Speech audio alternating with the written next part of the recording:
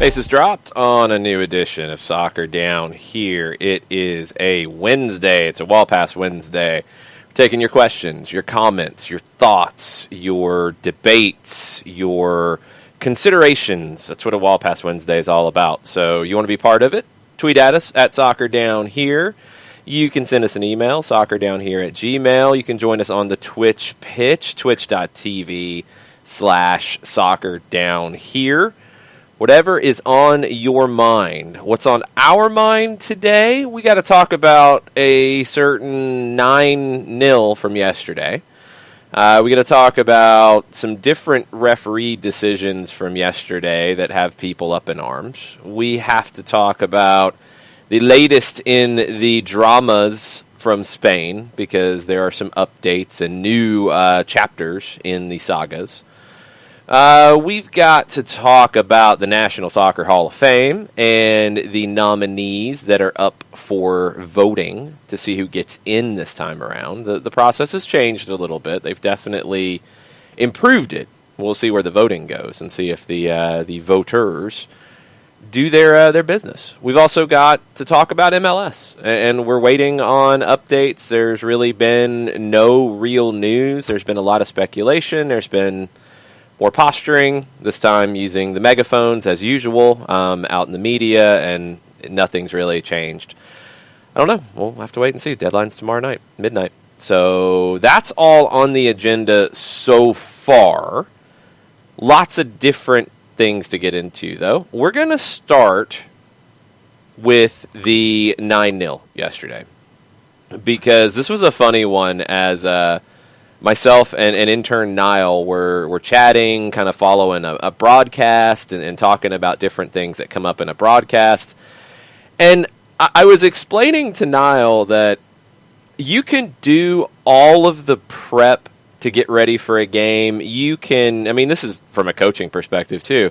You prepare everything. You've got all your notes. You've got all the different ways the story could go. You've got all the different, well, if it's close here, they're probably going to make these subs and they're going to shift this way tactically. You've got all those different things in mind. Then you have a red card 90 seconds in. Mm-hmm. And it was an awful, awful red card. Just the height of stupidity. I mean, Hasenhüttl saw it live and saw it was a red, and you could see the reaction on his face. Maybe he was trying to give himself something when they looked at the replay, because they're going to check it, because they're going to make sure it's a red anyway, but it's 90 seconds in. You want to make sure you got this one right. He sees the replay and he just walks away like, yeah. We worked a lot for that. Great. Because, I mean, you're screwed at that point. Let's be real about it. You can hold on and be brave and fight hard and show a lot of heart and desire and effort and all those things that some English managers like to do. Yeah, they like to use those even in situations where you're not playing with 10 for 88 and a half minutes. You're playing for 10 against a top team for 88 and a half minutes. You're probably going to lose. Uh-huh. You're probably going to lose badly. You're probably not going to lose 9-0. That's a whole other level of badly. And if Hasenhüttl wants to yell at people, he's fully within his rights to lose 9-0. That's embarrassing. It's just, everything goes out the window at that point. And Manchester United, in a very competitive league situation, where goal differential right now comes into play and could potentially come into play as you get deeper. Manchester City's got 2 games in hand. They played today. You take every opportunity you get. You got a wounded animal in front of you, you keep scoring goals. Mm-hmm. And you keep scoring goals. And you keep scoring goals some more, and you score a few more, and you score a few more. No, I do not. Sean, I absolutely do not think they should have relaxed on the goal scoring. This is not a U10 game. No. Because if Manchester United loses the league on goal differential by 2, yep, and they had an opportunity to run it up, you run it up. These are professionals. These are adults. These are not children. And if Southampton is sitting in their locker room crying because they gave up 9 goals, well, that's really sad. Really, really sad. Hasenhüttl should probably get out the fish and start slapping people with it. I mean, it's no. You just can't. No. Not in a professional situation, not in a college situation, not in any situation where there is pressure on the results. I'm sorry. Just isn't. You take every opportunity. If you could have scored 15, you go try to score 15. Because it might decide the league. Yeah. I mean, it's just flat out. And if it's not going to decide the league, if you're Tottenham in that situation, it might decide if you get into Europe. It might decide if you get into Champions League. If you're at the bottom of the table and you get a gift like this, it might keep you up. You know, you've got to play every game for every minute that it's there. You just got to take it. Sorry. It's just how it is. Sorry, fans of Southampton. I apologize, but them's the breaks when you go in, studs up, not even to the knee, which is what I thought it was at first, but upper thigh area on the inside and leaving like pretty deep scrapes across the thigh. That's going to get you sent off every single time in a VAR world. Can't do those things. You get punished for them, and you hurt your team. I guess it's a good thing that I didn't start Jan Bednarik on my fantasy team yesterday. He had a bad day, and he wasn't even the one who got sent off in the first 90 seconds. He had to suffer through the rest of it. He did something that was in some ways impressive because it's the first time it's ever happened in the Premier League. He scored an own goal.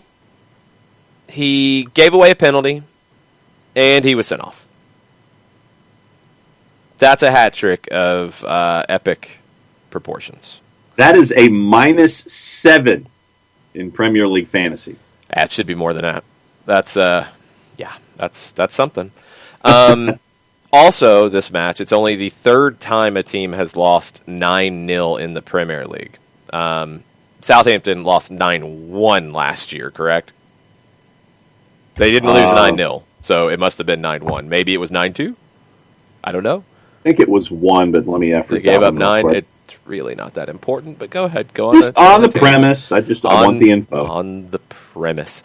It's the third time there's been a 9-0 in the Premier League. Manchester United beat Ipswich Town 9-0 in 1995. Yeah.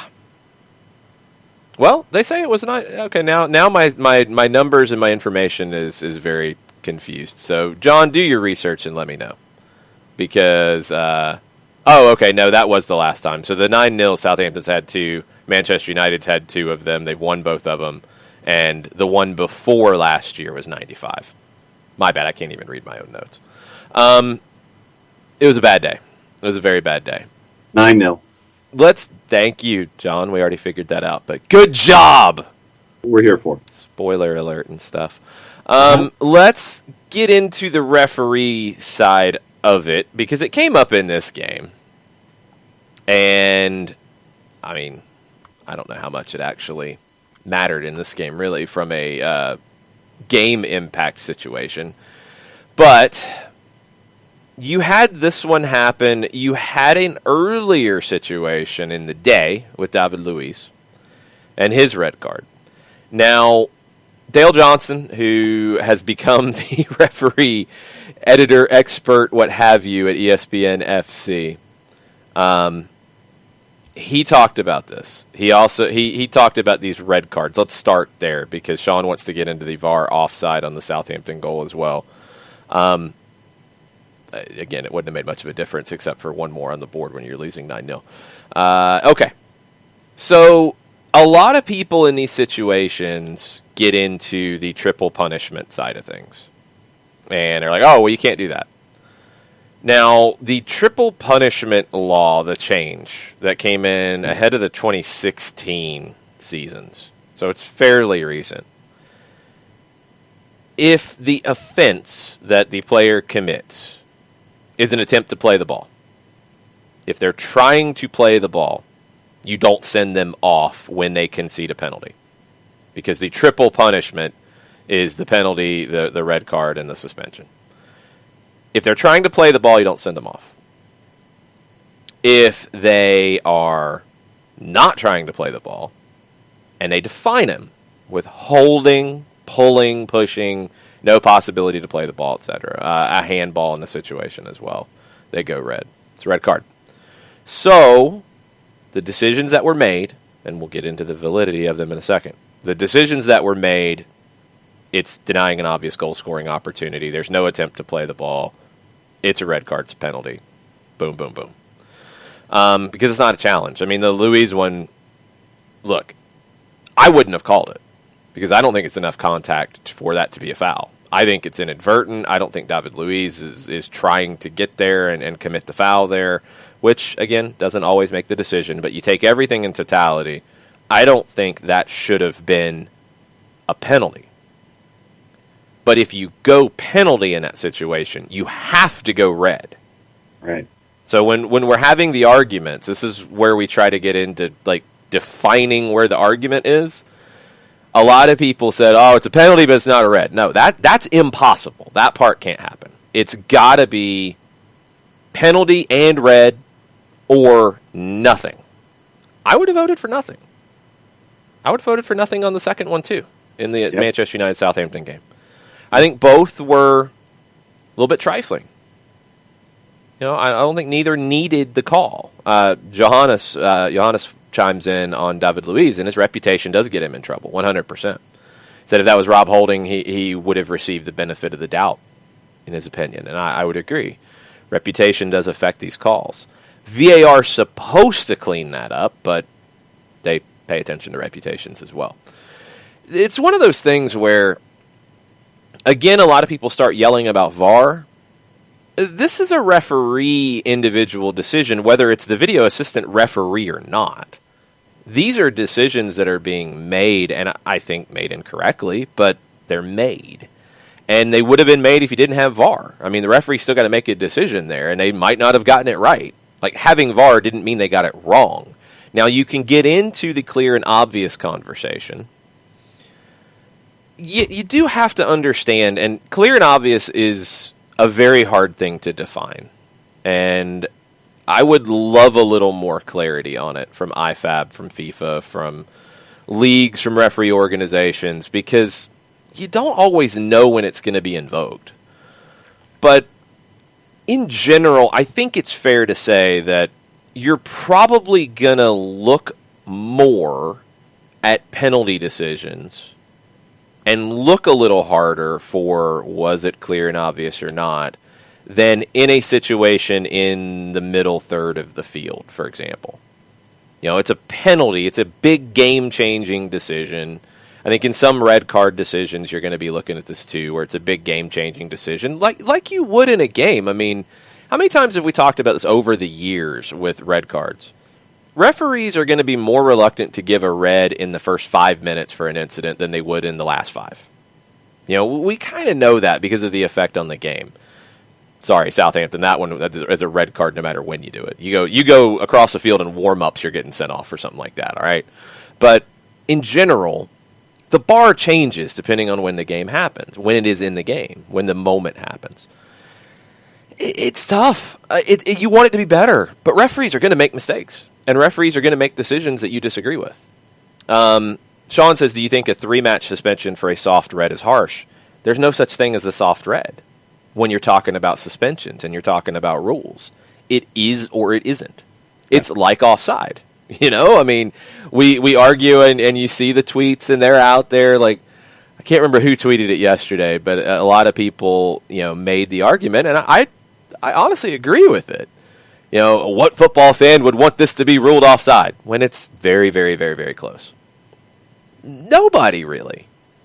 But the law's the law. And until you change that, it is what it is. There's no way to allow that, because then you're breaking the rules of the game to allow that to stand. What happened in the past is an assistant referee who could be just a few yards away if it happens right in front of them, could be, 50, 60 yards away from the decision that they've got to make, because they're the only ones involved in the game who could make it. And even then, they're not officially making it. They're advising the referee to make it, because the referee can't see it from their angle. Nobody else involved could have seen it before VAR. There was one person. Trust me. That one person in many different games got it wrong. They did. It's a very hard call to make. And you had some who probably had the understanding, if I'm not sure, I'm going to leave my flag down. And you had some where it's, if I'm not sure, I'm putting my flag up. And you had some where it's the first half of the game, I'm going to be more loose. And you had some where it's very late in the game, I'm not going to have this decide the game. I'm going to put my flag up. It was one person making the decision. Now you have more. You have a video assistant referee. You've got somebody queuing up the video for them. You've got the AVARs and maybe an AVAR2 and a 3 and a 4. You've got all kinds of things. It's still a hard decision. And you're still limited by the laws of the game. Just like in a suspension situation. There's not a caveat in the laws of the game, in the league rules in these situations for automatic suspensions. There's not a caveat that, well, it was a really close call, so it's only these many games. It needs to be either where the disciplinary committee can decide on it, but if you're going to create an automatic suspension, if it's a red, it's a red. That's the problem here. These are things that frustrate us, drive us crazy at times, because, you know, when a call goes against your team, then the rules are broken. When a call goes in favor of your team, everything is great. The rules are great. When the decision really needs to be, and the discussion really needs to be more about what can we do to make the laws of the game better for everybody? Because you have to remember the IFAB committee, FIFA, they're not just looking at the laws of the game in the Premier League where you have the best cameras, you have the Hawkeye system, you've got, allegedly, the best referees, you've got all these best things. The laws of the game have to be able to be used in a U19 game in Idaho as well. Yep. With no VAR, with no cameras, with probably no fourth official. And you've still got to be able to make it work. So that will make it a little trickier. Do they need to make a professional and amateur differentiation? Maybe. Do the leagues themselves need to be given some leeway in creating addendums? Because you don't want to change the laws of the game, but just like where leagues can opt into trials for concussion substitutes, do they need to be given leeway to say, well, we have VAR, we have this technology, we are going to ask our referees to make these decisions based on X, Y, and Z because of what we have to work with, because we want to get it right. Whereas in the 9th Division, in an FA Cup qualifying game in August, you don't have those things, so they have to use the IFAB rules very strictly, all these things. I don't know. I don't have the answer to this. You know, this is not something that any of us is going to be able to decide with a snap judgment. This is something that needs a lot of exploration. And this is something that IFAB and FIFA need to continually work on now that we are in the replay world. Because the replay, the addition of a video assistant referee and an AVAR and everybody else involved, those decisions that in the past, look, you had an offside decision that was probably wrong in 90% of games ever played. Because it's a tough call. With the naked eye, it's a tough call. You have no replay. You might be far away from it. You can get it wrong sometimes. Do all of those affect what happens? No. Because what happened in those situations? Generally, because the way the game was refereed at the time, the flag would go up or not go up. If it doesn't go up, there's no guarantee a goal scored. You know, if the flag does go up, the play stops. So you're not thinking in the way that we are right now, where the flag doesn't go up because you want the play to continue, because if the AR is wrong, you don't want it to take away a goal. You want the play to continue. The VAR can help fix that. Okay.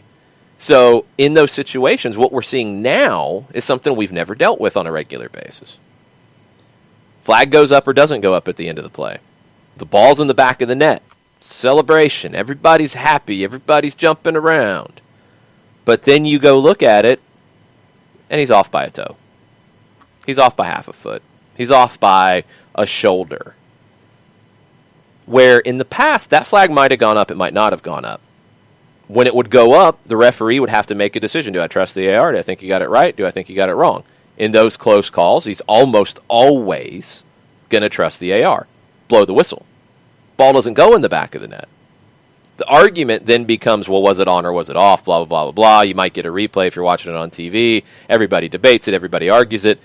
You forget about it in 5-10 minutes. You might talk about it after the game. Well, I thought he was on there, and that would have given him an opportunity. But most times, the play didn't continue and get finished, did it? So you didn't have that goal that is now being taken away, and everybody feels bad. It's changed. The game's changed because of replay. IFAB, laws of the game, FIFA, the leagues need to change with it, and they need to make these decisions. The offside part needs evolution, in my opinion. The judgment calls, even with VAR involved, it's still a judgment call. It's a judgment call on David Luiz. It's a judgment call on Bednark. It's a judgment call that a referee in a VAR has to make. Referees are going to get those wrong sometimes. Both referees, the VAR and the center, are going to get those wrong sometimes. Sometimes the VAR is going to think that it's a foul, and the center ref is going to say, no, I don't think it is, and not call it. Sometimes that'll be reversed. But those are people. They need to be trained. You need to continually try to make referees as good as you possibly can. All the training, all the development, everything you can do to help them make the right calls. But they're going to make calls as people, and they're going to get some wrong. That's never going to go away in the game. I know it's the cool thing to do, to scream and yell about VAR and all this. The biggest situation with it is offside needs to be looked at and potentially evolved for leagues that have VAR. I don't think you're necessarily changing the way it's defined for that U19 game in Jackson, Mississippi. You're going to let it go as the way it's going now because VAR doesn't affect it. But for VAR situations, do you create a margin of error? Because, and this is the problem, Sean, because Sean says you need a margin of error. You can't give a margin of error in the laws of the game. I'll tell you why. Because you're already, go stand on the line. Go stand on, I don't know what your eyesight is, Sean. I don't know if you have contacts, I don't know if you have glasses, but this is the same for all of us. Go stand on the line, do what the AR does, and then add in the fact that you've got to, from your naked eye, when you don't have VAR, you've got to add a margin of error into it. Well, if it's this close, then I've got to do this. You can't. It's impossible. So that's where I think maybe the conversation needs to be in leagues with VAR and in leagues that are using technology to draw the lines. Because not all of them are. MLS does not. MLS doesn't need a margin of error. The margin of error is the naked eye. You're getting a replay to look at, but it's still the naked eye. In a league that uses technology, do you need a margin of error? Why do you need it?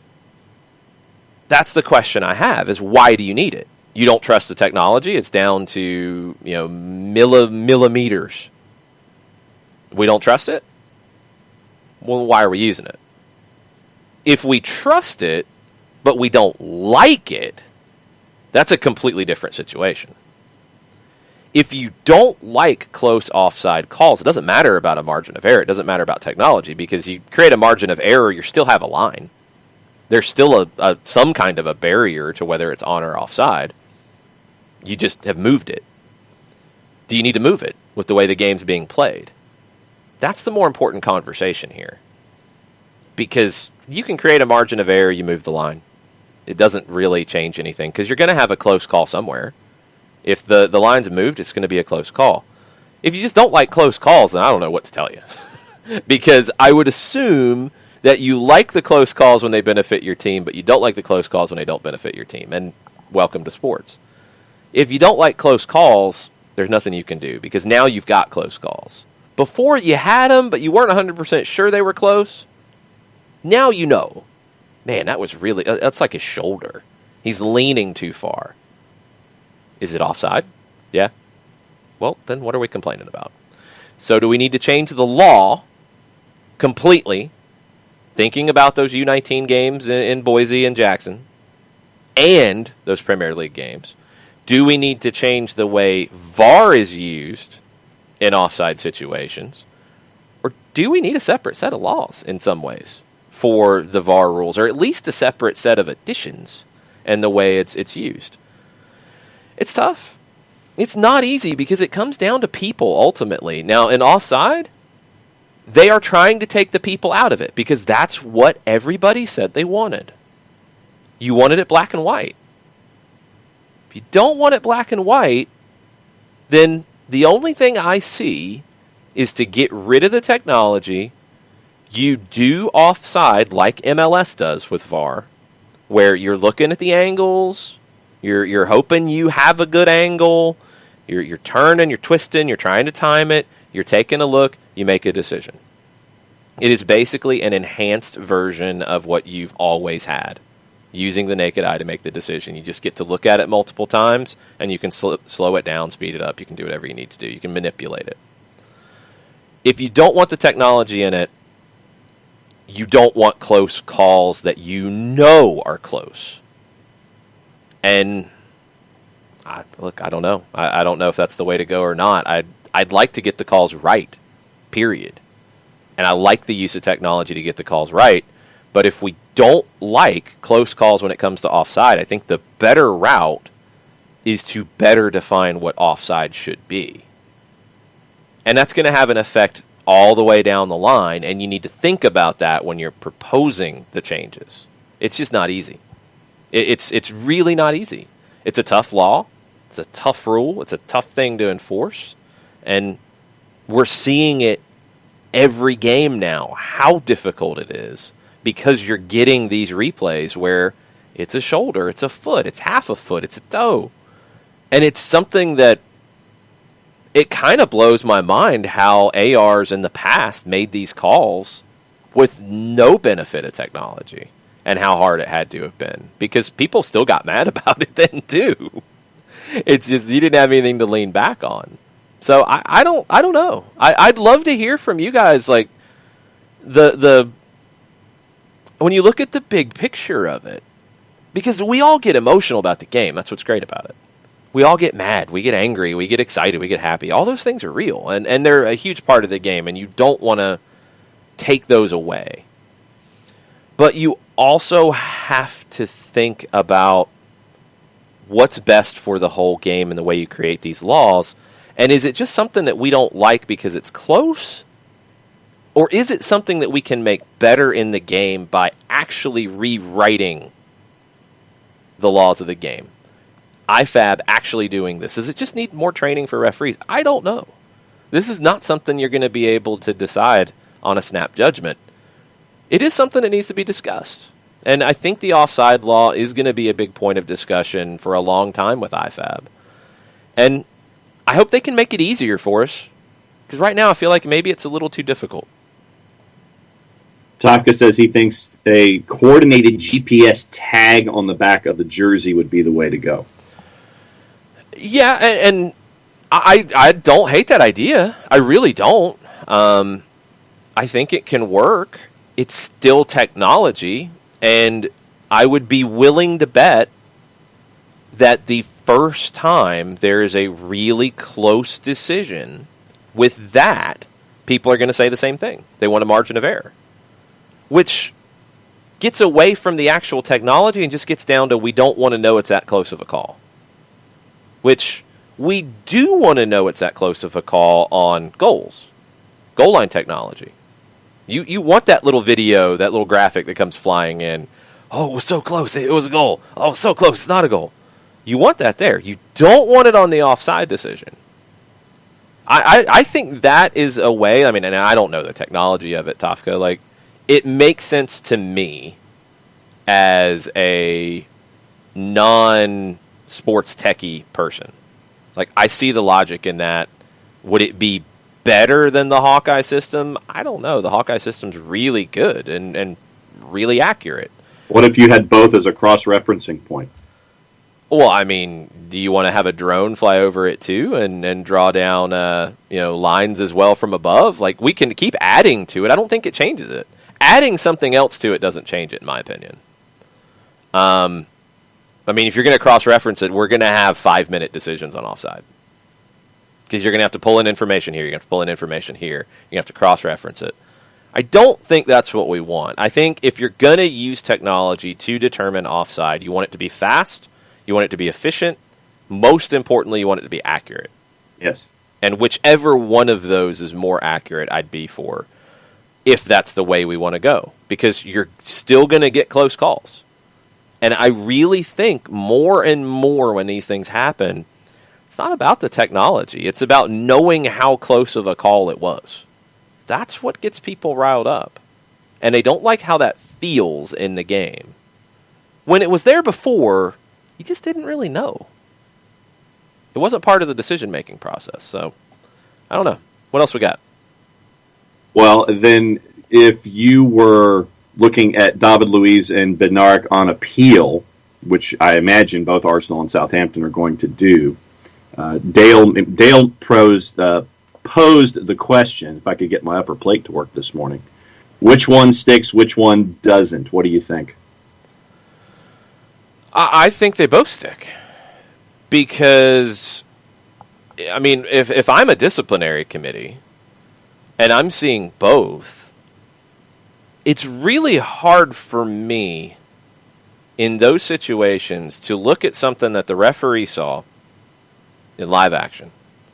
The VAR was involved in making the final decision.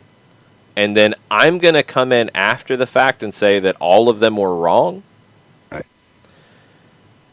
That's why it was a little unnerving this year that you had so many situations where the disciplinary committee in MLS did that and then didn't do it in other situations where it felt like they should. If you're going to have VAR, the disciplinary committee should have very little to do in this situation on appeals. You know, you've got to show like a misapplication of the law, not a misjudgment. I think there's enough in both, and there was enough look at both that it's hard to overturn them. If they get overturned, then it's going to be tough. Now, Dale points out that Fulham had successfully appealed a red at Newcastle for Anderson in similar circumstances, but it wasn't that similar because the foul was deemed to have occurred earlier in the play, and it wasn't a dogso. So it wasn't that they said it's not a foul, which is what you're looking for here, because neither one you're going to get away with that argument. It was not dogso. It was a misapplication of the laws of the game, not a misjudgment. These would be judgments. And I just don't see any way either one would get overturned. Also, a couple different things. Tafka following up says, I think part of the problem is that people feel cheated when it's just, in quotation marks, a blank body part and not seeing an advantage from it. And then seeing different body parts create the same problem. His tag would force the same body part, meaning the torso, to be judged every time. Well, then you're changing the laws of the game. And that takes you down another road. Because if you're using that to try to help with something, sure, but using the torso, you're changing the laws of the game. Because if I'm leaning back and my leg, I've already started running, and my leg's got a head start, and I've got a step, and I'm offside in that step, that could be a big advantage. Yeah. And that's changing the laws of the game if we're going by torso. I think most people have talked about going by feet if you're going to change the laws of the game to go by and define a body part that is the line. I honestly don't know if any of that really changes the issue, because it feels like the issue is more about it's close and we know it's close now. It's not about... People throw out the particulars. I know, I know they'll say, "Oh, it shouldn't be an armpit," and that whole nonsense. If it is or it isn't, And no matter where you define it, it is or it isn't. If you say it's the torso, if you say it's the foot, if you say it's the lead foot, if you say it's the back foot, if you say it's the waist, I mean, wherever you want to pick, if it's the head, it's going to create a line. And that means you're going to be onside or you're going to be off. There's no wiggle room. If you create wiggle room, there's still a line. You're just moving it.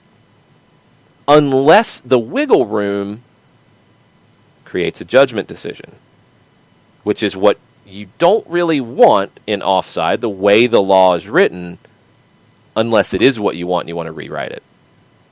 If you want to talk about advantage, and did the player gain an advantage by being in an offside position? If you want to go down that road and give the AR and the VAR in a situation and the referee the opportunity to not just look at it in a black and white situation, kind of sounds like the handball discussion, doesn't it? Mm-hmm. And you say, well, yes, their shoulder is offside here. But did they gain an advantage from their shoulder being offside? And you look at the next couple of steps and say that they didn't or they did. Was it their armpit that was offside here? Like these kind of things. I think that's a tougher one to define. Well, you can't. You're going to judgment. I think you're going to have to argue that one pretty hard because you could also argue that any body part that is offside is giving you an advantage. Unless you're going to say, well, in the first step after they were offside, they scored a goal here. So, of course, any advantage they got was big. If the shoulder is narrowly offside 40 yards from goal, did they gain an advantage? Look, I don't know the way to write that. I don't. I'm more confused than ever about, honestly, what people want in this situation. It's got to be addressed, though, because it's becoming too much of a distraction. And it's tough because I think there are people who are not looking at it from a dispassionate point of view. And it's, my team got cheated. Yep. And I get it. I understand that. But that can't define how you write laws of the game. It can't. Because it's not about your team. It's about all the teams. And it's about how you can actually enforce them. And that's the hardest part. I mean, Tafka's idea, it's a technology idea. It makes sense. I think the GPS system would work well. Is it more accurate than the other systems? All that's a question. But it's also rewriting the law and defining what body part decides offside. And that would be a big change, a bigger change than you might think. On the rundown this morning so far on the Twitter is a bunch of different topics, so we can save them for whenever. Colonel, link to a Sean. Hold up. We do have a Twitch pitch, John. All right. And if you haven't noticed, the Twitch pitch is quite vocal from time to time. They are quite vocal, yes. And they have thoughts. And so you are trying to silence their thoughts. I am not. You were trying to Twitters, move and I'm the just discussion. letting you know that nothing else is related to the current topic. So whenever you want to come back to stuff in the Premier League or other things, you can if you should so choose. Mm-hmm. Sean says, no Southampton fan, but that was harsh to take the goal away when the lines are within 1 millimeter. Again, I mean, it is or it isn't, and that's accurate. If you create wiggle room, you're just moving the line to make that onside, but then there's going to be a close call on the other edge of the wiggle room. So, Ragamuffin hates drawing the lines. The technology of drawing the lines is actually really strong. And the technology of it, when it's a Hawkeye system and not just some guy in a control room drawing a line, that's horrendous. When it is technology doing it, it's really good. And it's more accurate than it looks on the TV. They thicken the lines on TV so you can see them. It's like a thin, incredibly thin line. It is like as accurate as it could possibly be. On TV, it looks a little different because they want you to be able to see it. Because everybody wanted to be able to see these decisions. I don't have a problem with the idea of drawing the lines. I think the issue is far more about what offside is and what it isn't. Byrne says, did you see the Haaland goal that won them the cup game yesterday? Now, that's an offside goal if I ever saw one. That was a hard one for me, Byrne. I did see it, and I watched it a few times, and they looked at it for a long time. And I think by looking at it for a long time and it wasn't ever truly clear to the referee crew, they made the right decision in letting it stand. I thought it was on, It was really close, and I don't know if... I'm assuming, and if you know, please tell me, I'm assuming they don't use the Hawkeye system in Germany. It didn't appear that they were doing any of that, unless we just don't get that on the TV broadcast. Maybe the Cup they don't. And I don't know if they had a good angle. Like, I kept waiting for a better angle on it, and they never really seemed to have it, so it was a tough call to make. In that case, I think letting it stand was the best way to go. I hope they didn't feel like, because of the way things went down before, where the game went to extra time on a difficult VAR decision, and it went back and gave a goal, almost Atlanta-San Jose-esque, that they owed one to Dortmund. I hope not, but that was a tough one because of the way of what we saw on TV. I wasn't as clear as you were on it. Thomas DeWin agrees that it's just people hate close calls.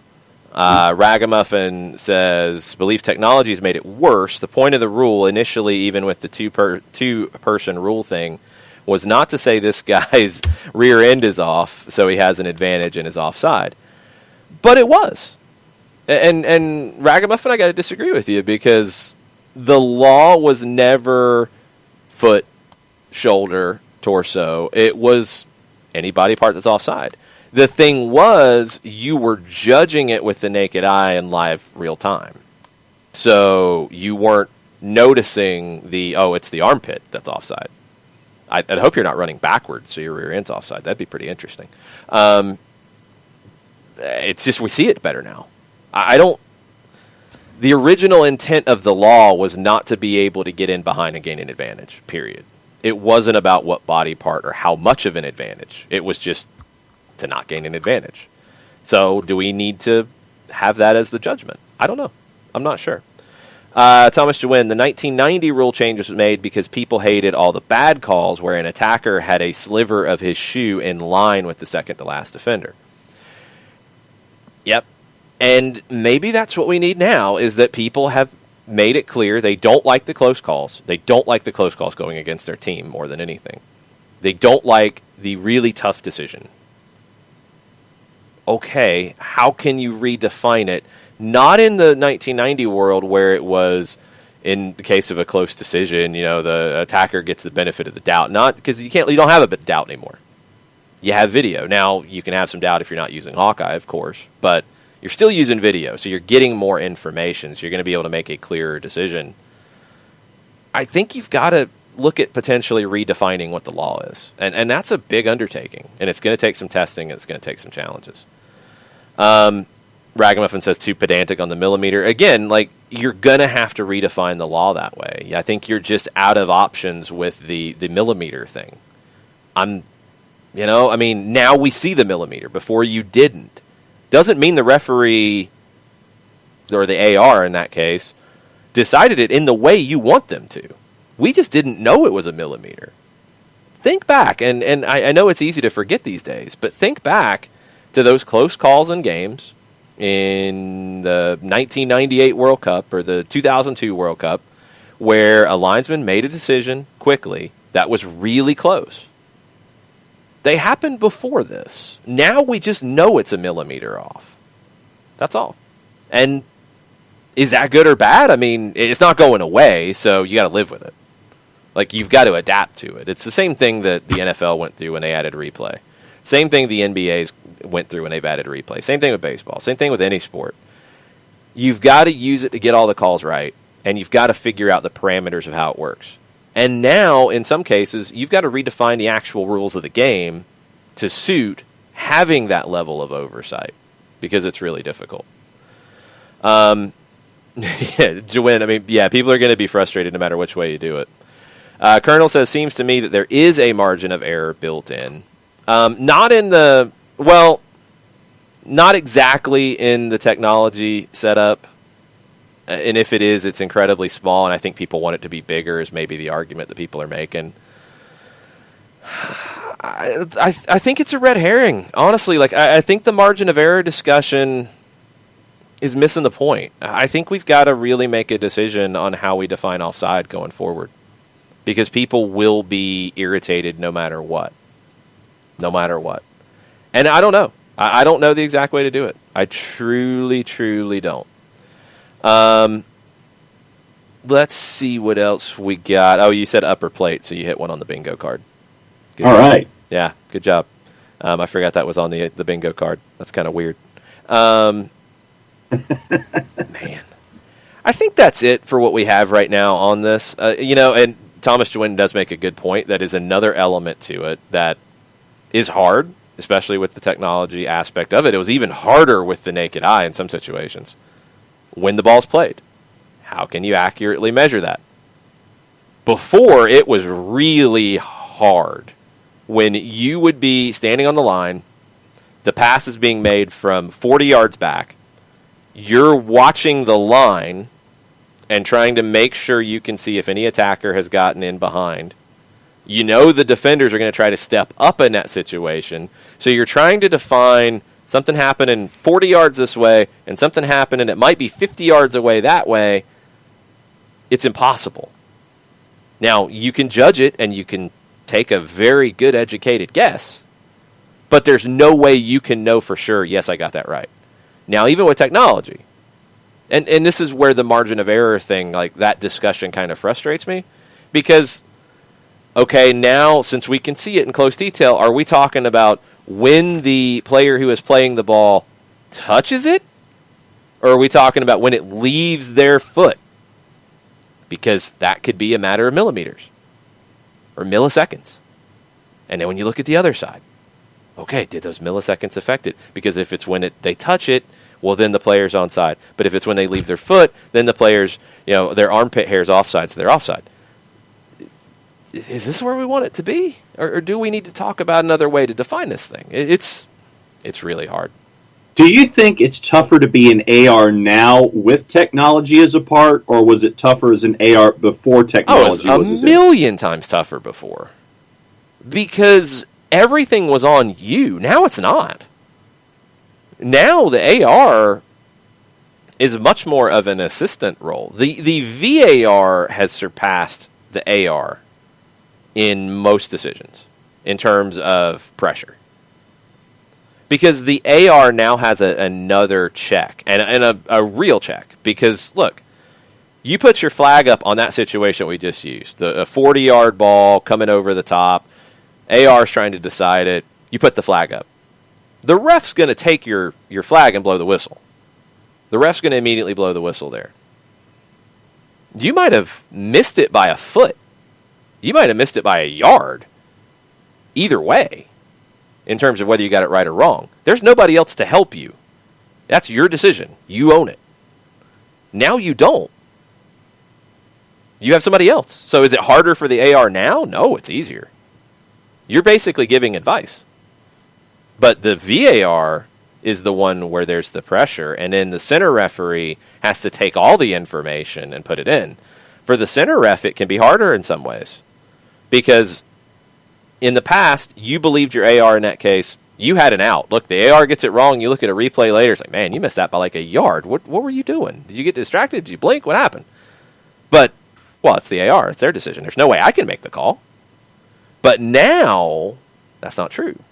Because the center referee, let's say that play happens. Let's say the AR does what they're supposed to do right now. They keep their flag down. The play continues. It's a goal. All right, it's going to be looked at, right? The VAR takes it back. They look at it. They say, well, wait a minute. Flag stayed down, but he's offside. He's offside by like a kneecap because of the way his knee was flexed and the way the defenders had stepped up. It's really close, but he's offside. Okay.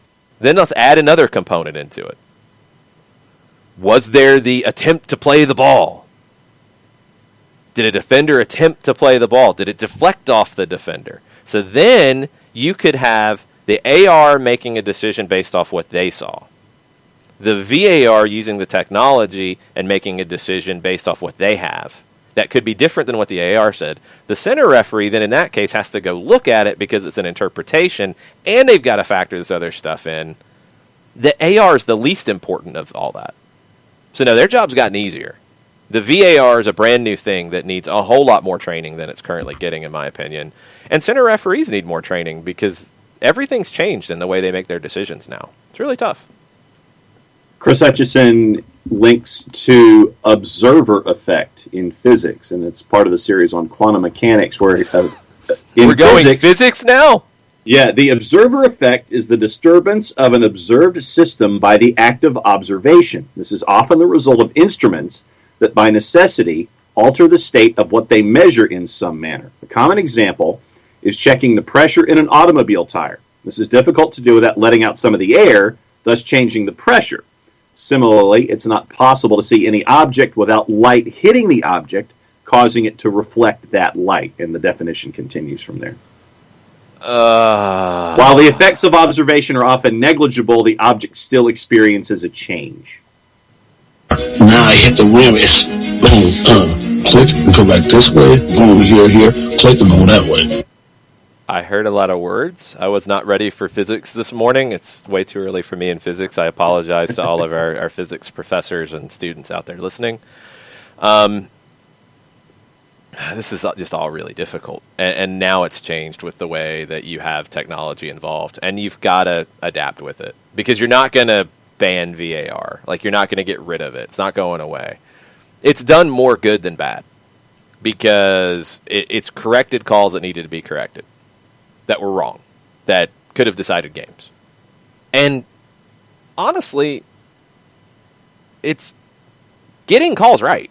I mean, are there situations where the VAR doesn't rule on something you feel like they should? Yes. Are there situations where the VAR's judgment, and honestly, we don't know in all these situations, if the VAR did say, we'll go to Figal and Gallagher from Atlanta and Miami this season, we don't know if the VAR said, yeah, that's a red card. Yeah, that's a red card. You need to look at it. It's a red card. We don't know if the center referee said, no, I'm good. I saw it. I don't need to go look at it. You're wrong. I'm not going with what you're saying. I'm the man in charge here. Shut your mouth. Like, we don't know. Yeah. So, like, even in those situations, it's hard to blame the VAR. Like, the offside calls, they are getting right. You cannot like the way the law is written, but the actual decision is correct, especially in the leagues with the Hawkeye technology, because you're getting it down to a level of detail that we've never had. I mean, it's right from what we have to work with. It's right. You cannot like that it's right, but it's right. Yes. It's tough. Alex Bassine says, I think MLS does it better. Let the play continue, then review without lines, looking only for an obvious miss. Like the AR blinked at the wrong moment, was very out of position. Now, in those leagues, the AR is more important than the scenario we talked about before, because you don't have that technology to back it up. They need to make a ruling on it. Because I think where we generally are with VAR, the clear and obvious element also kind of includes this idea that if, and I feel like we've talked about it in broadcast before, where if a decision is made on the field and you look at it in replay, say they say it's a penalty, and you look at it in the replay and you're like, that's a really tough call, I'm not sure, that's really close, etc., you're not overruling it.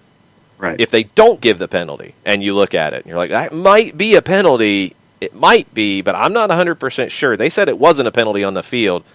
I don't have enough to change that. You're right. You know, the idea about evidence. Isn't that what the NFL uses from their terminology? Indisputable evidence. Indisputable evidence. Maybe we need to include that in it. I don't know. I could go back and forth on Passine's point about MLS is better because they don't use the technology to determine the lines and the offside in that situation, if that's better, worse, or not. I think it's easier for people to understand, and I think it's easier for people to accept, which is kind of weird because if you have more information, it should be easier to accept, well, he's offside. It's really close, but he's offside. The MLS one, there's still a question of doubt. But is that the way we want the game to be decided because this is such a hard call? Maybe it is. Maybe that's just where we want it to be. Byrne says they don't use Hawkeye in Germany, going back to that point about Erling Haaland's winning goal in extra time. Said, I think he was off by a step, but they looked a long time at whether the opponent touched or deflected Delaney's pass. That was the hard part for me.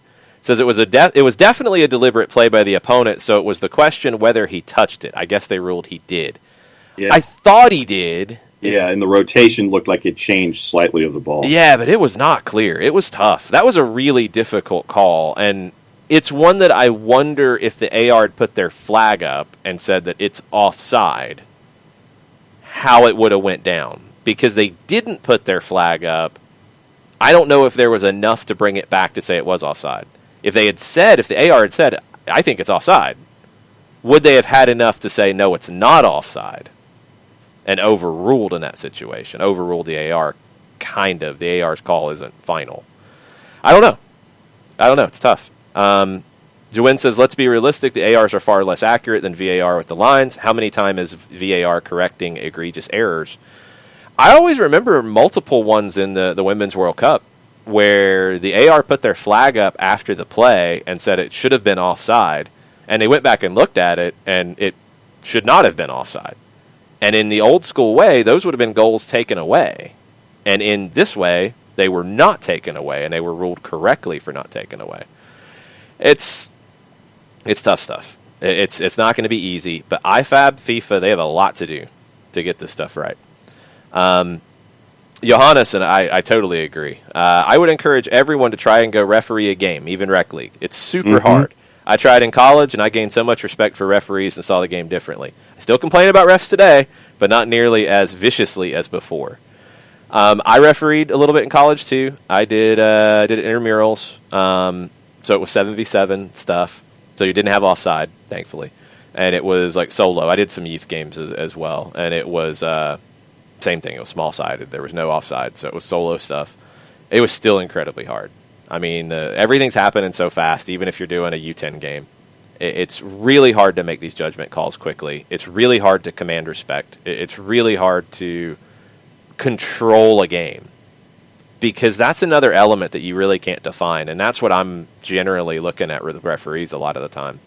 Do they have control of the game? Is it getting out of hand? And you can control the game with a lot of whistles. You can control the game by letting it play. You can control the game with a lot of cards. You can control the game with a lot of conversation. There's not a blueprint.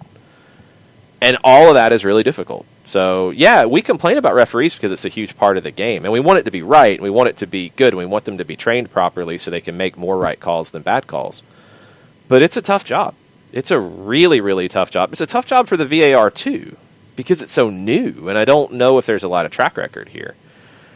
It's I think in big picture stuff, Nick Alifi says, never again will I verbally nuke a ref mid-game. On the field, maybe you won't. Yeah. Nick refed all of one game. Maybe on the field you won't. Maybe. But, we share messages from time to time, and there's some nuking going on. It happens. Because we're all passionate about it. It's okay. We just have to try to understand where the referees are coming from as best we can. And it's very hard. It's very, very hard. I think big picture, what I hope to see from all of this chatter is IFAB explore the offside law. Do we need to redefine it? I want to see more training for VARs, period. Specialized training for VARs. I don't want to see center referees just go into the VAR booth and expect to know what they're doing, even with a little bit of training. They need to be VARs for good. And if that's after they retire as a referee, that's fine. They need to be a VAR. That's all they do. And I do think that IFAB and FIFA and the leagues need to make decisions on, are we going to make, corollaries or whatever we want to call them to the laws of the game, or maybe the rules of the competition is the better way of putting it, to account for what we're doing with VAR. MLS without the Hawkeye technology, Premier League with the Hawkeye technology. Do we need to have that as allowing the leagues to do that and make that decision? These are things that really need to be decided. So it's tough, but it's a massive part of the game, and we don't want these things to decide games. We don't want them to decide outcomes and cost people jobs. All right. I did not expect an hour of referee talk, but that's what we do sometimes on SDH. It happens occasionally.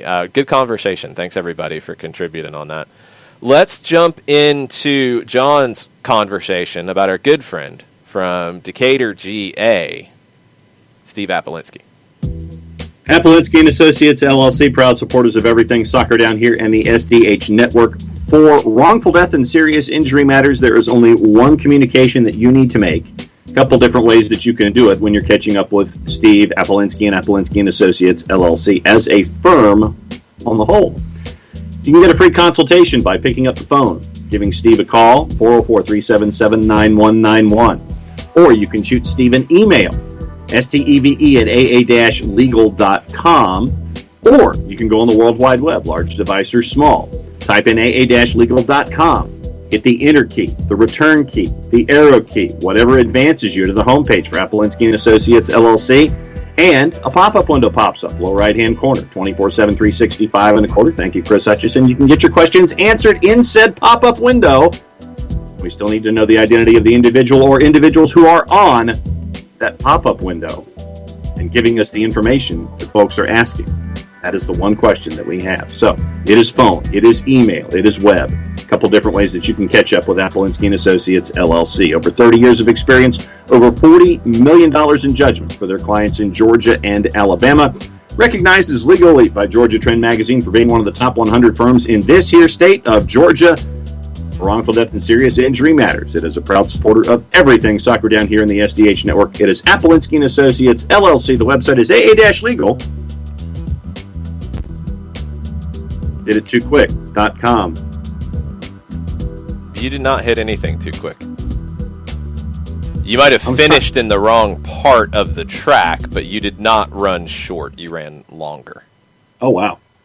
You have no sense of time, I'm starting to realize. That's true. I have no sense of time or timing, so that's where we are. Both. 6.5, 6.8, 6. You got bogged down, see? So, minus 2. It was a re-emphasis of facts. I don't think it was getting bogged down. Oh, now you're going to argue. You're going to take another point off somewhere in here. 6.5, 6.8. Got a 6. 3. Oof. A 3? Yeah, 3. It's harsh. Russian judge. Yes. You got a minus 2. You got a minus 2. You got a 5.5.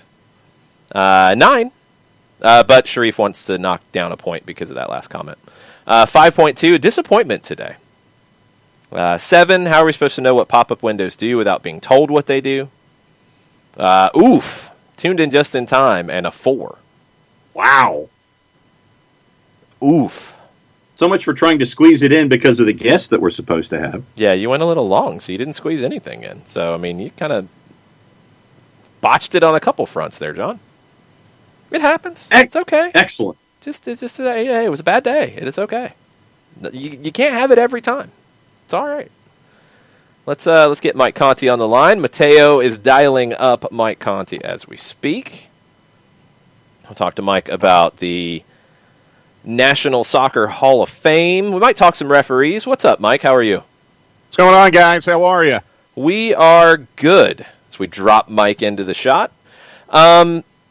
We talked for an hour about referees, and we don't have to continue that if you don't want to. There's a lot of decisions from yesterday, a lot of VAR stuff.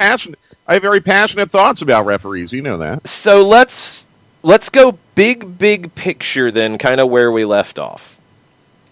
We know that the way things are interpreted are differently now that we have VAR. We know that things have changed. Now we can see it was a millimeter off. It wasn't a millimeter off. Let's stop complaining and let's try to problem solve. What would you do if you were going into this IFAB meeting in March to make the laws of the game better?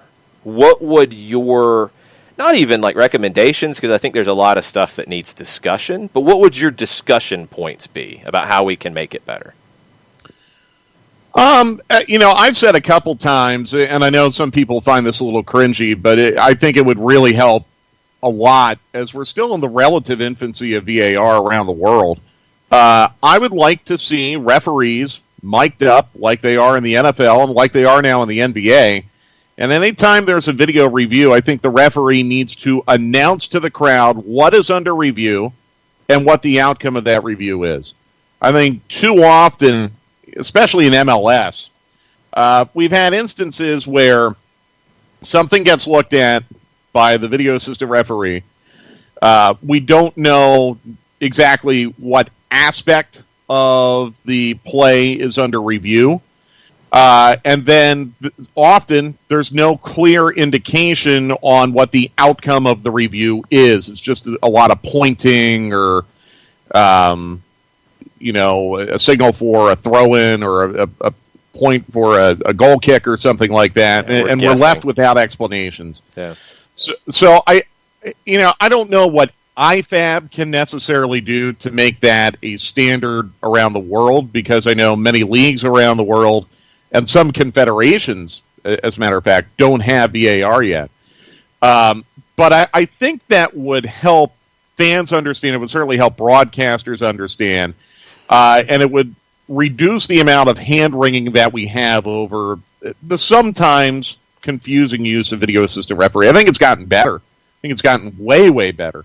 But, if you have the technology to accomplish VAR, it's not going to cost you that much more to give the referee a lavalier and a little button that he can depress and be piped in over the public address system or piped over the television broadcast.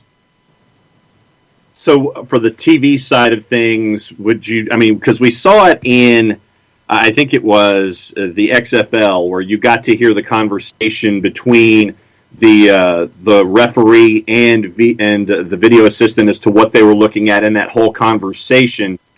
Would you include that as a part of the discussion as well, where on the TV side you're hearing the conversation between the video assistant and the referee as they're talking through the process? No, I don't think you need to do that. And excuse me, I'll give you an NBA example. It used to be, until I think the bubble started in Orlando, when they would go to the replay center in New Jersey, the broadcasters were able to hear the conversation between the referee and the replay operator. And the reason why the league gave us the ability to do that is so we could explain as broadcasters what was being looked at to our viewers and listeners. Well, what ended up happening was we were hearing too much of the conversation.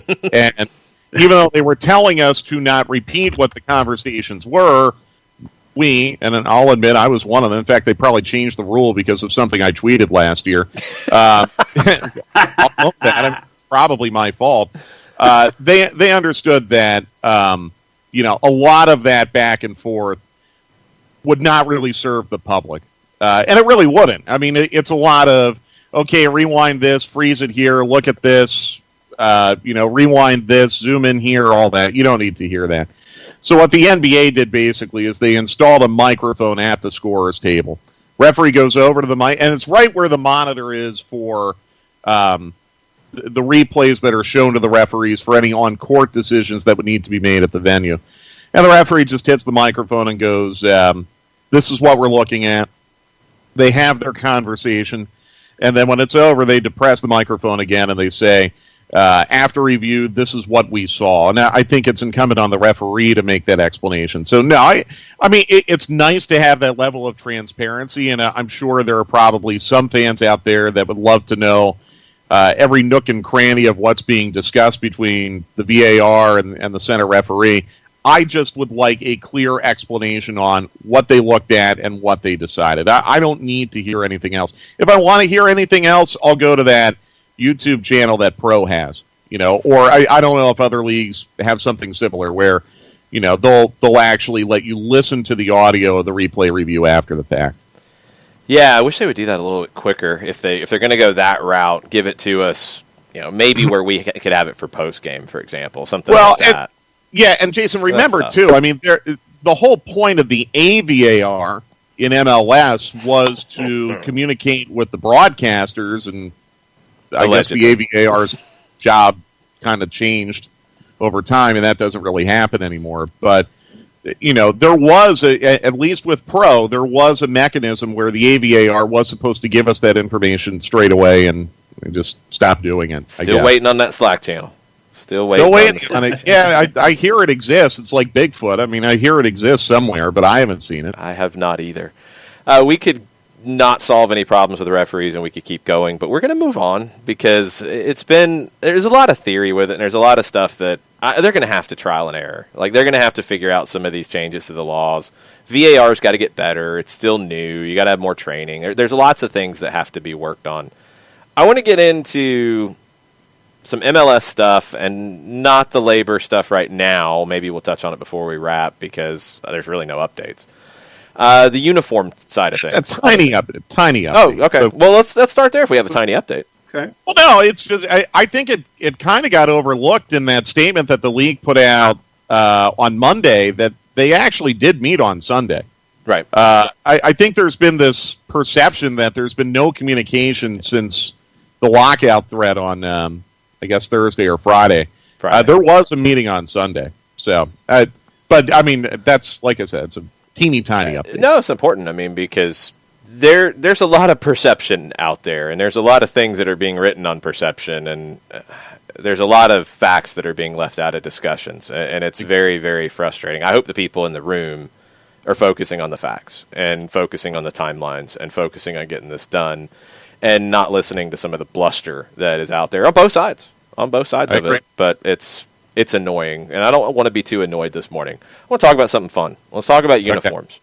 Because it came out yesterday from the crew at The Athletic that Atlanta United would be the only team in MLS, and I'm sure this has got everybody excited around the league, that would have a third jersey this year because they're the only team that met the standard for jersey sales. And, of course, in said article, there was a shot about that not being very good, but anyway, didn't really seem like it fit the tone of the article. But anyway. Certain writers have certain agendas, but yes, I did not read the article that you're mentioning. It's really strange. But anyway, Atlanta's sold more jerseys than anybody else in the league. You can deduce that from what we know so far. And it sounds like it's not going to be the Vino Tinto idea, maybe or maybe not, but it seems like it's going to be something else, and they're going to debut it mid-season, and it's going to involve kind of similar to what the Hawks are doing with their MLK jerseys, where monies will be donated from the sale of these jerseys to local causes. I like that. I do too. I love that idea. This is pretty big for Atlanta. Again, they're the first ones in the league to do it because they hit a certain standard of sales to get there, and it's a big opportunity. Yeah, it absolutely is. I think it's an opportunity in a couple different ways. I think, it's an opportunity to help expand Atlanta United's brand. If they do something that looks a little more universal, there is always the possibility that you're going to get non-soccer fans, non-Atlanta United fans who are going to look at it and say, wow, that looks really cool. I'm going to buy that and wear it anyway, just because it looks cool. But, the one thing that you mentioned the Hawks, I think the one thing they've done really well with their City Edition jerseys this year is, yes, a portion of the proceeds go to benefit a good cause, which is important. But they picked the MLK letters and they designed a look that is a true reflection of the city of Atlanta and what they're trying to benefit, which, I mean, basically a portion of the proceeds is going to benefit minority-owned businesses and help them. So I hope that whatever Atlanta United decides to do with the third kit will be a reflection of the community that it's trying to benefit. And I hope that there's some collaboration in that as well. I mean, certainly there was collaboration between the Hawks and the King family, and I'm certain that there will be collaboration between Atlanta United and whatever cause they pick. Honestly, Jason, they've probably already gone a couple miles down the track on this. They definitely have. I'm sure they're probably way further along than we know in all of this. But knowing the people who are involved in things like this, I'm sure Atlanta United's going to do an outstanding job, and I'm sure it's going to be a kit that we're all going to be proud to wear, which is really the big thing. But I think it's also, like I said, I think it's a really unique opportunity. And I hope maybe they would consider something a little bit unconventional, because the ultimate goal in this is to get as many people wearing the kit as possible. Not just the hardcore Atlanta United fans, not just the hardcore soccer fans. Yeah, Kefsey reminds us the design for this kit started in 2018, according to the Athletic article. I would assume, just knowing the different dealings I've had with the Blank Foundation, and just if you're not clear on how everything goes, like the Falcons have a foundation, the Atlanta United has a foundation. There's a West Side Fund as well, but it's all under the Blank Family Foundation. And the number one thing that I always took away from when I was at Soccer in the Streets and working with the Blank Foundation was that collaboration. And they are so good at bringing groups of people together. Even when there wasn't funding in place yet for something, they were still bringing...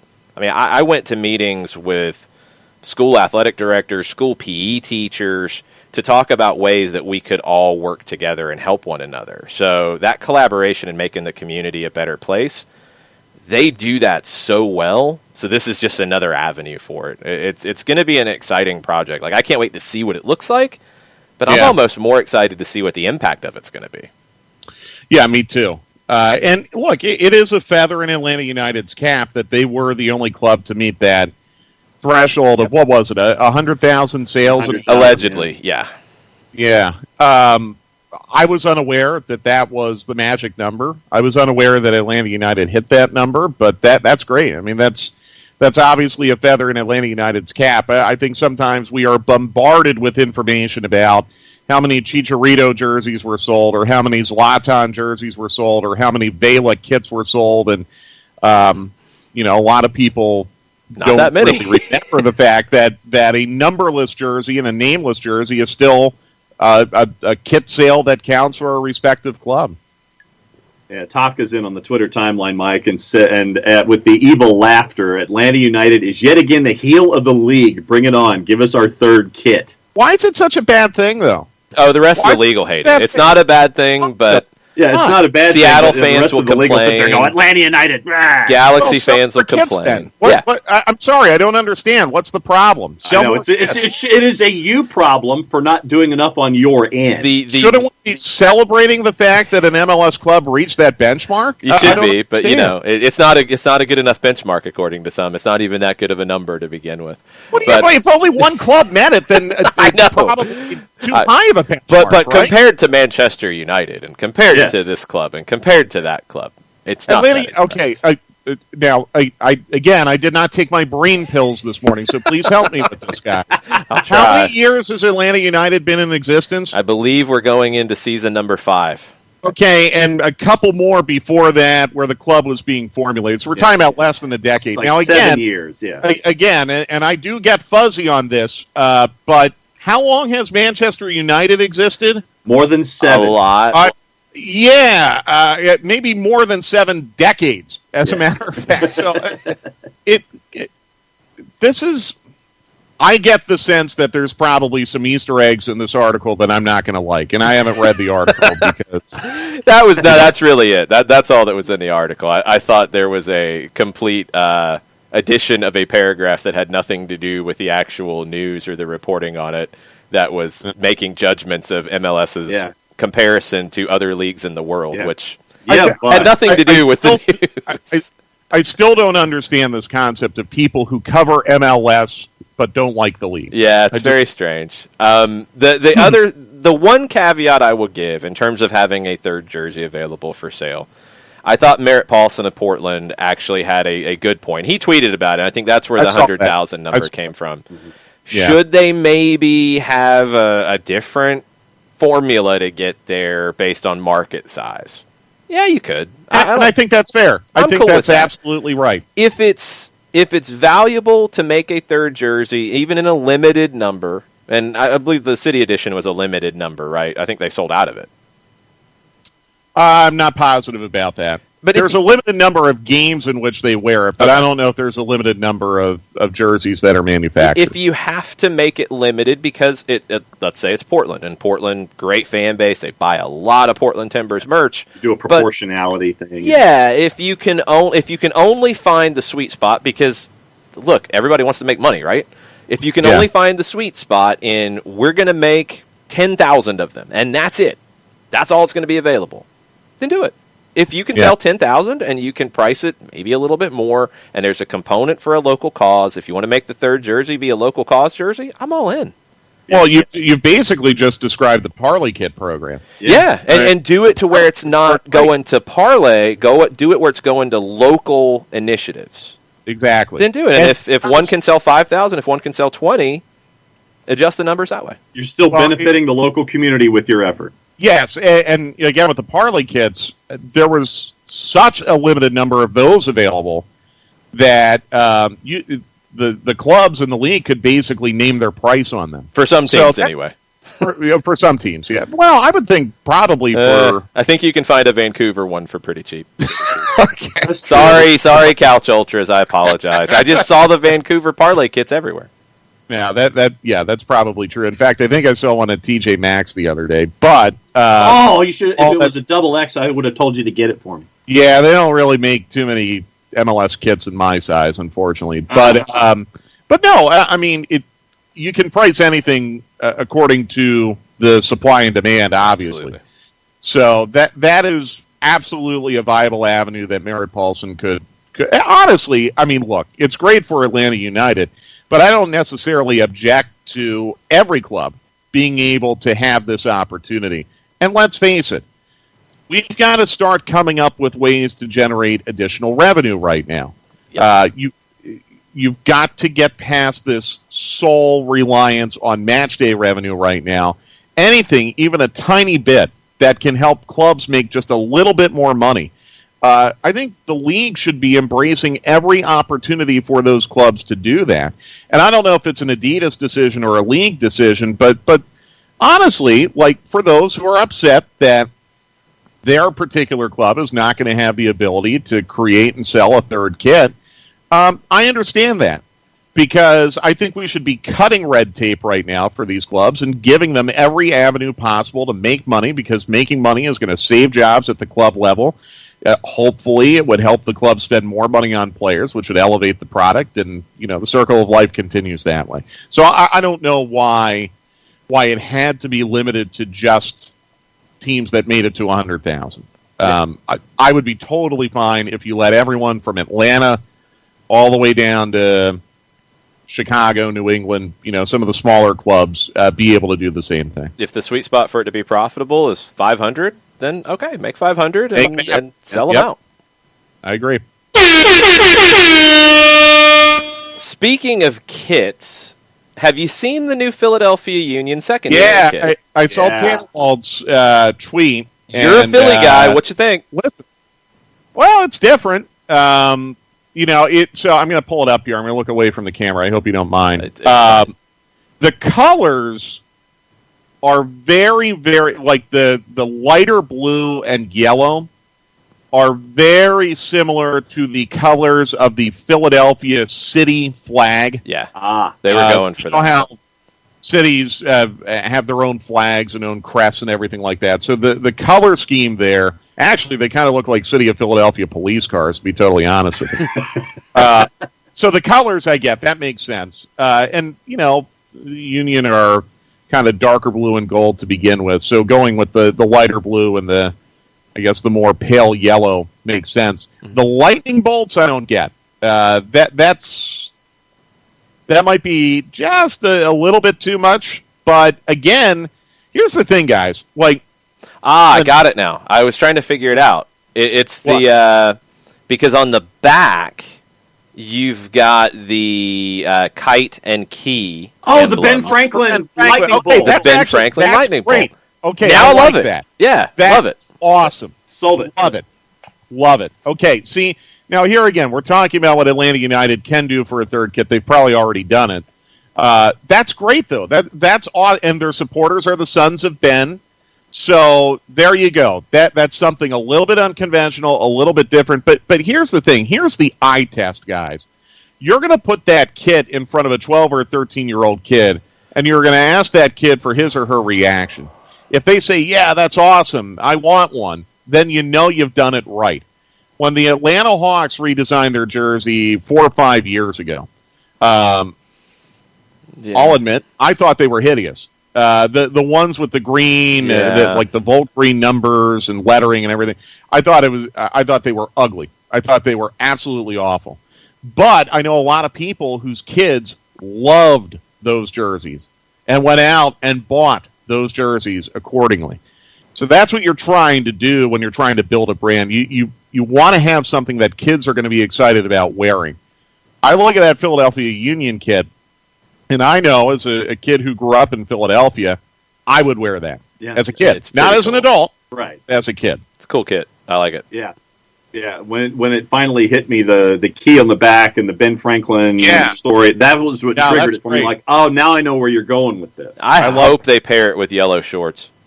Yes. Go yellow shorts, and you can do a blue and yellow sock. I don't care which one's predominant, but do the yellow shorts with it. Yeah, just make sure the numbers are legible, please. Yeah. That would be appreciated for us. Yeah, they're kind of. It's okay. It's National Soccer Hall of Fame. It's okay. Came out with their finalists. Yeah, I saw that. I'm just looking at these union kits again. I haven't seen the numbers, Jason. Tannewald's article's got a look at the back. You can see a little bit of it. I see this Bedoya video it's right now. somewhat bright. Like, I think it'll be all right. Yeah. It'll be fine. Yeah, I think it'll be all right. There's others that are going to be more difficult. Yeah. Listen, at this point, I just want to be doing games. I don't care what the exactly. The Red Bulls red numbers on the dress gray kits. Honestly, the least readable, the least legible kits in the league are the Atlanta United gold, white and gold kits. Yeah, absolutely impossible to read those numbers off a monitor. I've talked to other announcers around the league who are very frustrated by those kits, and I am too. Fortunately, I know mostly what the Atlanta United players look like by sight. I don't need to necessarily see their numbers, but whatever. I mean, again, it's about selling kits. It's not about making it easier for the broadcasters. And like I said, I just want to be doing games right now. So, I mean, we could have topless MLS matches, and I'd find a way to make it work. Shirts and skins? Why not?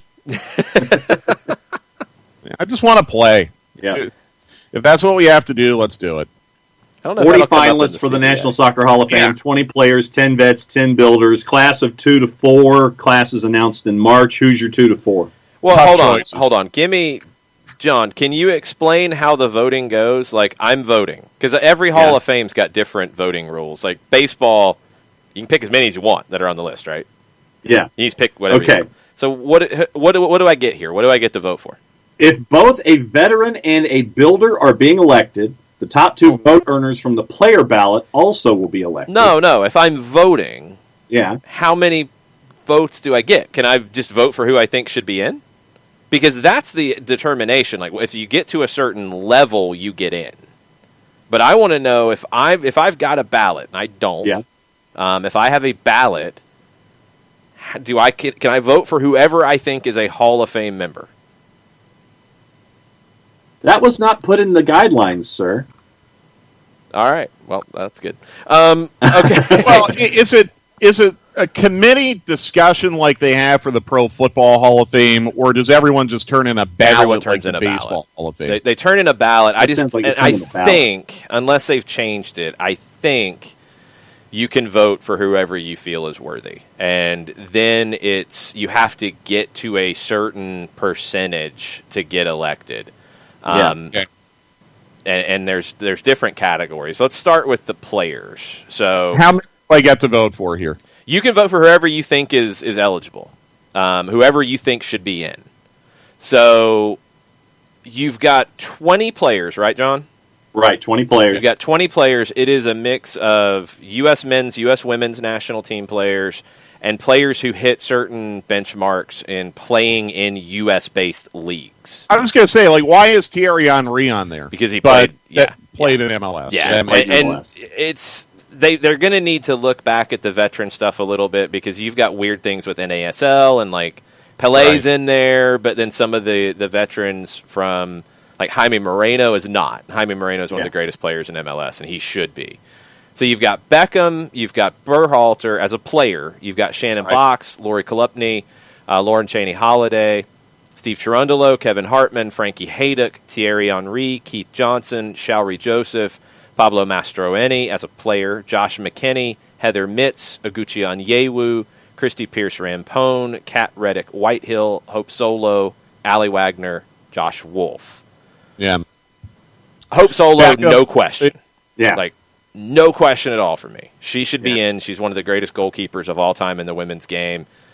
She's not even in the category that some of the baseball people were in, where I don't like who they are as a person. Like, you can disagree with some of her outspokenness, but she's the best goalkeeper the U.S. has ever had. She's maybe the best female goalkeeper of all time. She's won world championships. She's won Olympic gold medals. I have no problem with Solo. I would go Beckham. Cherundolo. Cherundolo is an automatic for me. Yeah, Cherundolo. I'm thinking about Mastroeni. He's close. I'm thinking about Iguchi on Yewu. I don't know if longevity would be enough. It's not for me.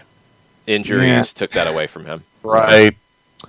Christy Rampone, you could make an argument for. She would be for me. Yeah. So, okay, I'll go. And Josh Wolf. I think Josh Wolf would get a lean for me. Yeah, he's close. He's really close. Well, again, if I don't have a limit on who I can vote for, then I'm going Beckham, I'm going Cherundolo, I'm going Mastroeni, I'm going Christy Rampone, I'm going Hope Solo, and Josh Wolf. So I just put 6 people in the Hall of Fame. It's going to be a busy day in Frisco. As it should be. I'm not 100% sure on Beckham as a player yet for the time he was in the league. Do you get to consider the non-playing aspect of what he did as a player in coming to an American-based league, though? I think so, and that was transformative for Major League Soccer. Yep, and then if you're going back, and the soccer's a tough one to do this with because of the way the game's evolved, and honestly, the way the game's covered has evolved. I mean, if Pelé is in there for 3 years with the Cosmos, Beckham should be in there because he was even better on the field than Pelé was. They both won championships in the U.S. League. But Beckham was even better on the field and had the same kind of impact, probably more, to be perfectly honest, because the game was in a position to absorb that impact in a better way. I mean, Pelé's impact was gone in 3 years. Yeah. Is it true, by the way, if Beckham does get put in, that the San Jose Earthquakes mascot would give his introductory speech? I hope so. I hope they get to reunite. That would be great. Beckham needs to go put it on the video, right? Beckham is next. It needs to happen. Like when Miami plays in San Jose, Bex has got to be on the field with the mascot. We've got to see that. He would have fun with that. Actually, he would. I think he would definitely have fun with that. This is where we need Nick and his Beckham impression to discuss this. Well, wasn't he also having a very no good, very bad day that day? Like he got for the UK Olympic team. That was It was exactly that day. It was the day that they made their decision on the roster, and after he went, I think, to Beijing for the previous Olympics to lobby about things with London, represented London. I think he went to even before that and lobbied the IOC to bring the games to London, did all this work with Team GB, and then they're like, yeah, we're not going to pick you for Team GB. He was a little irate, and he took it out on the mascot and multiple players from San Jose. He wanted to fight everybody. Okay, so players, I'm going to leave Beckham to the side for a minute. Cherundolo, automatic for me. Solo, automatic for me. Rampone, automatic for me. I might leave it there this year. Kalupny had injury issues. She's one of my all-time favorite players on the women's side, but wasn't as impactful as some others. Lauren Cheney-Holiday stepped away a little bit earlier, so the longevity question's going to be there for her. MLS performances, Kevin Hartman is a big-time goalkeeper in this league, and he's really close, but it seems like they weight national team play a little bit more than the MLS play, which maybe isn't fair, but it's where things are at the moment. Kat Reddick-Whitehill's really close for me, too. She's just below Rampone. I don't think she gets in right now, but I think she could. So I will go Solo, Rampone, Cherundolo. I just can't put another one on the list out of the players. I'm going to leave it at that. Okay. All right. Veteran ballot finalists. Echeverry, Linda Hamilton, Angela Hucless, Clint Mathis, Shep Messing, Jaime Moreno, Steve Ralston, Tony Sane, Kate Sabro, Mark Graf, Tisha Venturini Hope. I'm almost like all of them because a bunch of these should have been in already. Listed. Yeah, like Kate Markgraf, legend. Steve Ralston, legend. Tony Sane, legend. Like these are. How is Shep Messing not in the National Soccer Hall of Fame? How is that possible? I know. Tony Sané,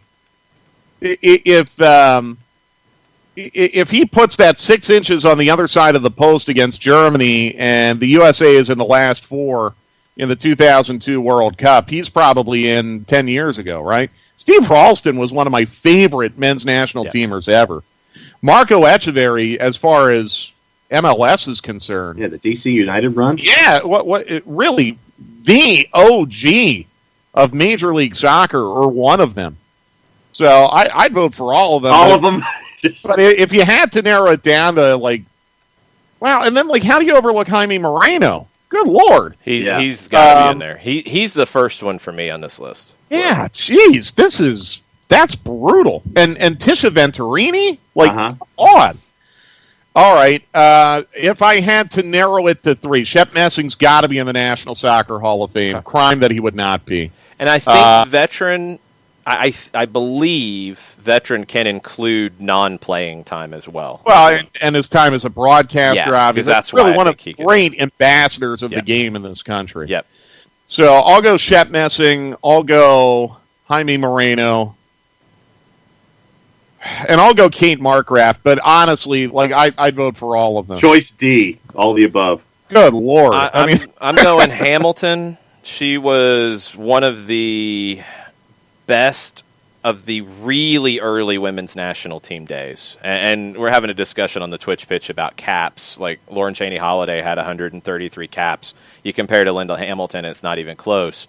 But the women's game, the way it's changed, used to be capped. There's so many more caps. I mean, Lily's got over 300. It's hard to compare numbers and eras on that. Hamilton, just locally, was one of the real drivers of starting to see girls high school soccer in this state.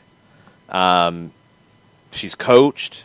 She was a great player. She missed out on the 96 Olympics due to injuries, and that's what ultimately ended her career. She had knee injuries, but she was part of the 91 World Cup winning team. She should be there as one of those builders of the women's program, in my opinion.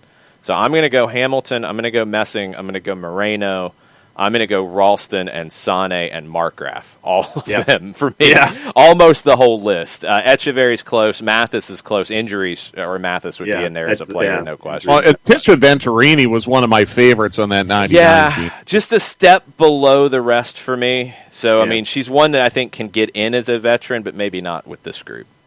Yeah. God, that 99 team was loaded, by the way. You look at the names and their longevity. Put them in as a group. Oh, my God. Well, they should be if they aren't. But that 99 team was stacked. Yep. Builder ballot. S.A. Baharmist, Clive Charles, Joe Cummings, Richard Groff, Brian Hall, Sandra Hunt, Tim Lewicki, Francisco Marcos, Kevin Payne, and Carrie Seitz. This is a tougher one because, I mean, you're getting league builders in, you've got referees, you've got administrators, you've got coaches.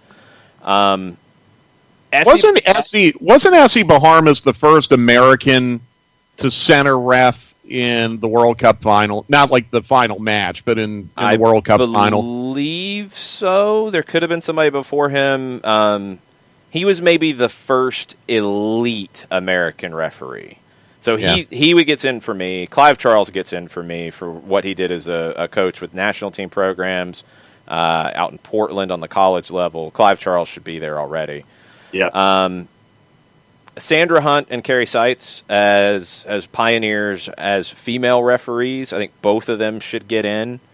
And I would put Francisco Marcos in as well. And that might be somewhat controversial because you're getting into a lot of the leagues pre-MLS and disputes. And I mean, Marcos continued on with what is now USL, and his legacy's pretty strong with building that company into something that it is now, because it wouldn't be if he hadn't started it as a regional indoor league in Texas in the mid-'80s and grew it into outdoor and took it nationwide and planted so many seeds. Now, he didn't get everything right, and there's things that Francisco Marcos did with USL and USISL and the A-League that I totally disagreed with. But he created the platform for the lower divisions that we have now that are as strong as they have ever been in this country. I mean, it's not even close. You have a functioning second division. You have a functioning third division. You have a functioning summer league with USL League 2. I think Marcos has to get in for all that work that he put in. So I'm going Baharmist, Hunt, Seitz on the referee side, Clive Charles from the coaching side, and Marcos on the league builder side. Yep. I had Lewecki in there. I had Tim Lewecki in there too. I don't know if it's time for him yet. I think he probably will be as running a team, and what he's done at that level since MLS really got going. But like him and Kevin Payne, I'm going to hold off a little bit. Joe Cummings did a ton with the NSCAA and on the coaching side, and it's not my area that I've spent as much time in. So, that's probably going to be for some other people to judge. He's put in the time and the work to grow a coach's organization into one of the biggest in the world, to be honest.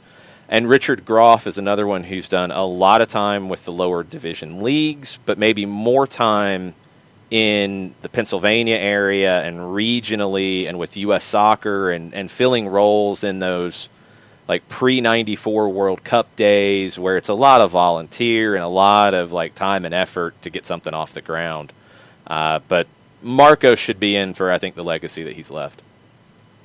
Yeah, I'll defer to you guys on a lot of this builder discussion because you have more of a historical perspective about U.S. soccer the way it was before I started really consuming it in the 1990s. Remember, too, that Carlos is going to be inducted this summer. Yep. He was supposed to last summer. And someone who I admire and respect and try to emulate in every way, both as a broadcaster and as a person, Andres Cantor, is also winning the media award this summer. So I think what we've workshopped here, guys, is that this is not an easy Hall of Fame to get into. At all. Oh, I mean, hold on. Go ahead and finish that thought while I found the sounder, quickly. Okay. Every single one of the names we went through is deserving of induction. No doubt. Darren Eels has tweeted. Uh-oh. Alien emoji X. Alien emoji X. Alien emoji. 5 stripes don't stop. Okay. Well, that's not an anagram. No. Did I get a text? No. I love how everybody started screaming. I didn't either. I love how everybody started screaming, Eels tweet, Darren tweet. Yeah. In the Twitch pitch. Well, I got nothing on this. Well, I'm thinking Alien. I'm thinking E.T. and since it's, E.T. times E.T. So E.T. 3. John, you're not very good at this. I'm just trying to, all right, who are the players that Atlanta United's linked to right now? How do you get Ibarra out of this? Yeah. I'm looking at the tweet. That's why I'm looking away from the camera. Yeah. Oh, dude. Look away as much as you want. It's all good. People are debating because there's been a big push in the SDH universe, Mike, about forcing us to do 3-hour shows. They're demanding 3-hour shows. So people are saying, well, there's 3 aliens. So now Darren is demanding a 3-hour SDH. He's or it's not. The 3 of us as the 3 ATLians, or that we're ATLians, and it's a 3-hour show. So he's demanding the 3 of us do a 3-hour show. Oh, now he's roping Mike into this, is what you're saying. I think so. Yeah. No, it's fine. I'm happy to do it. Well, let's stay on until we find out. I guess it's coming at 11. That's my guess. Yeah. I'll admit we'll break the third wall here for a second. Often, Jason and I do get a little bit of a heads up that something is coming. Not always. I have not gotten a heads up on this one, so I'm stumped. Sharif says, did 3 players get residency? I don't think Darren ever announces that. So they don't usually tweet that. Yeah. Katie Weaver says an ATLian kit. They do have to announce a kit. That would okay. If that's what this is, that's right up there as one of the coolest things this club has ever done. Don't go too far down that road because we don't know. Aliens kit, that would be unbelievable. There's some people trying to tie Franco Ibarra into this, and I think it's loose. That's who they've been linked to. I mean, I get it. So Nick Alifi saying if it's an Outcast third kit, too. Nick's looking for the Outcast third kit. Back to the ATLian thing. I really have nothing here.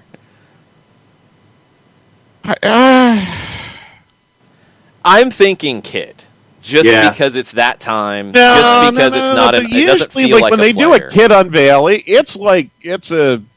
I mean, I guess it's not possible in pandemic era to have like a big kit fest at the stadium or anything. Well, but Tafka is saying that in the article in the Athletic, the third kit wouldn't come until the summer. Right. Oh, that's the third kit, but you're going to have a new primary kit. Okay.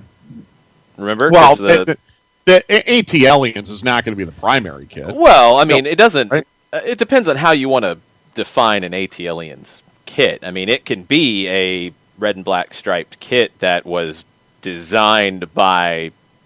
Well, there's only 2 of Outcast, so I mean, and there's 3 aliens. Mm-hmm. Well, I just googled Ibarra and alien, and there's what rabbit hole did you go down there, Mike? Well, there's an artist named Elizabeth Ibarra whose hybrid forms could represent extraterrestrial beings. That would be amazing if he pulls that reference. There's a couple legal cases that come up of illegal aliens. And then there's the Genesis song. So I mean, there's that too. I just got the text. Well, don't ruin it for the rest of us. I'm not going to spoil it. I'm not going to spoil it. We are all way off. Okay. This is a shocker. Whoa, okay. Wow, as he looks straight into the camera. It's not, okay, look. It is not major news, but I am very, very surprised. I just got the text, too. Yes, I'm a little surprised myself. And but I think it's great news. I do, too. I like it. I think it's great news, and when... We'll stay. What do you want to stay on until if you want it's to? Might as well. You can hang as long as you want. I will tell you, I really, really like this a lot. Yeah, I didn't see this coming, but I like it. I did not see that this is way out of left field, but it actually kind of makes sense based on what has occurred over the last 26 hours. Kind of. Yeah. So, definitely, don't you think? I mean, it's still surprising. But I think we'll be able to connect the dots pretty quickly. Yeah, I did not see this coming. I did not see a move in this vein coming. I get it, but I did not see that coming. And I'm sure now everybody's just details laughing at all of our craziness trying to figure this out. Yeah, Chris moved the 3 to an exponent with the aliens. But now knowing what it is, I'm trying to go back to this tweet, and I don't understand it. Yeah, I'm still not understanding it. People are guessing mascots, not Gunnersaurus, but an alien. People are guessing.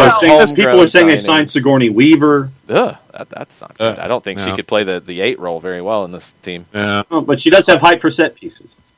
I don't think she has that much height, John. It's not that tall, John. What are you talking about, man? Okay. I don't want to say too much more because I might accidentally give it away. I'm not. But I'll just say I am very, very happy about this. I'm very, very happy about this. Ezra Packham says, not sure if it's Rios or Ibarra, but both of them are looked at as done. Do you think we're ready for the 2021 season, or do you think there's just a few more pieces left? Well, with those 2 possibilities, are you done? I think you actually still have some room in terms of the roster to add more if you want.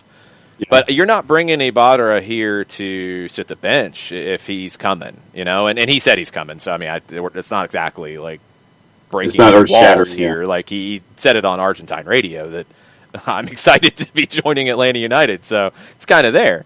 Along with what you already have in the midfield, you're bringing him here to play. So you're not going to be looking for another player in that position, I don't think. We've said, you look at the depth of the roster, could you have outgoing that then changes where we are? Of course. And you could. And Remedi's been mentioned there.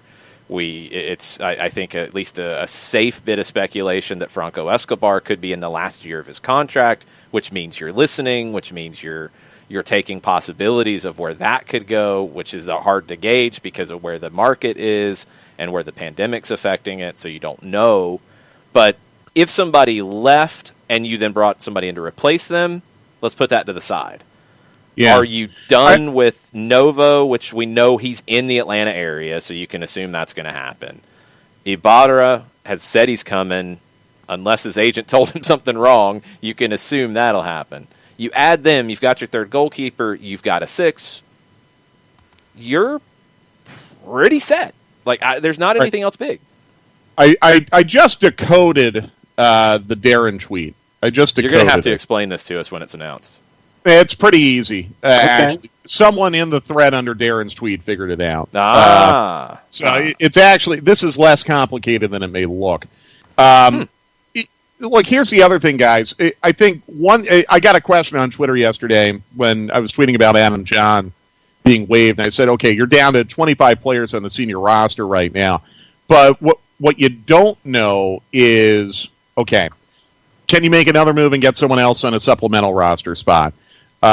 Could you work out maybe some kind of deal where you sign a player to the 2s with the expectation that maybe there could be a loan, kind of like what you did with Eric Lopez?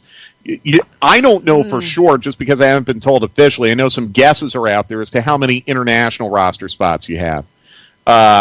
Leave that to the side for now. That's not going to affect it.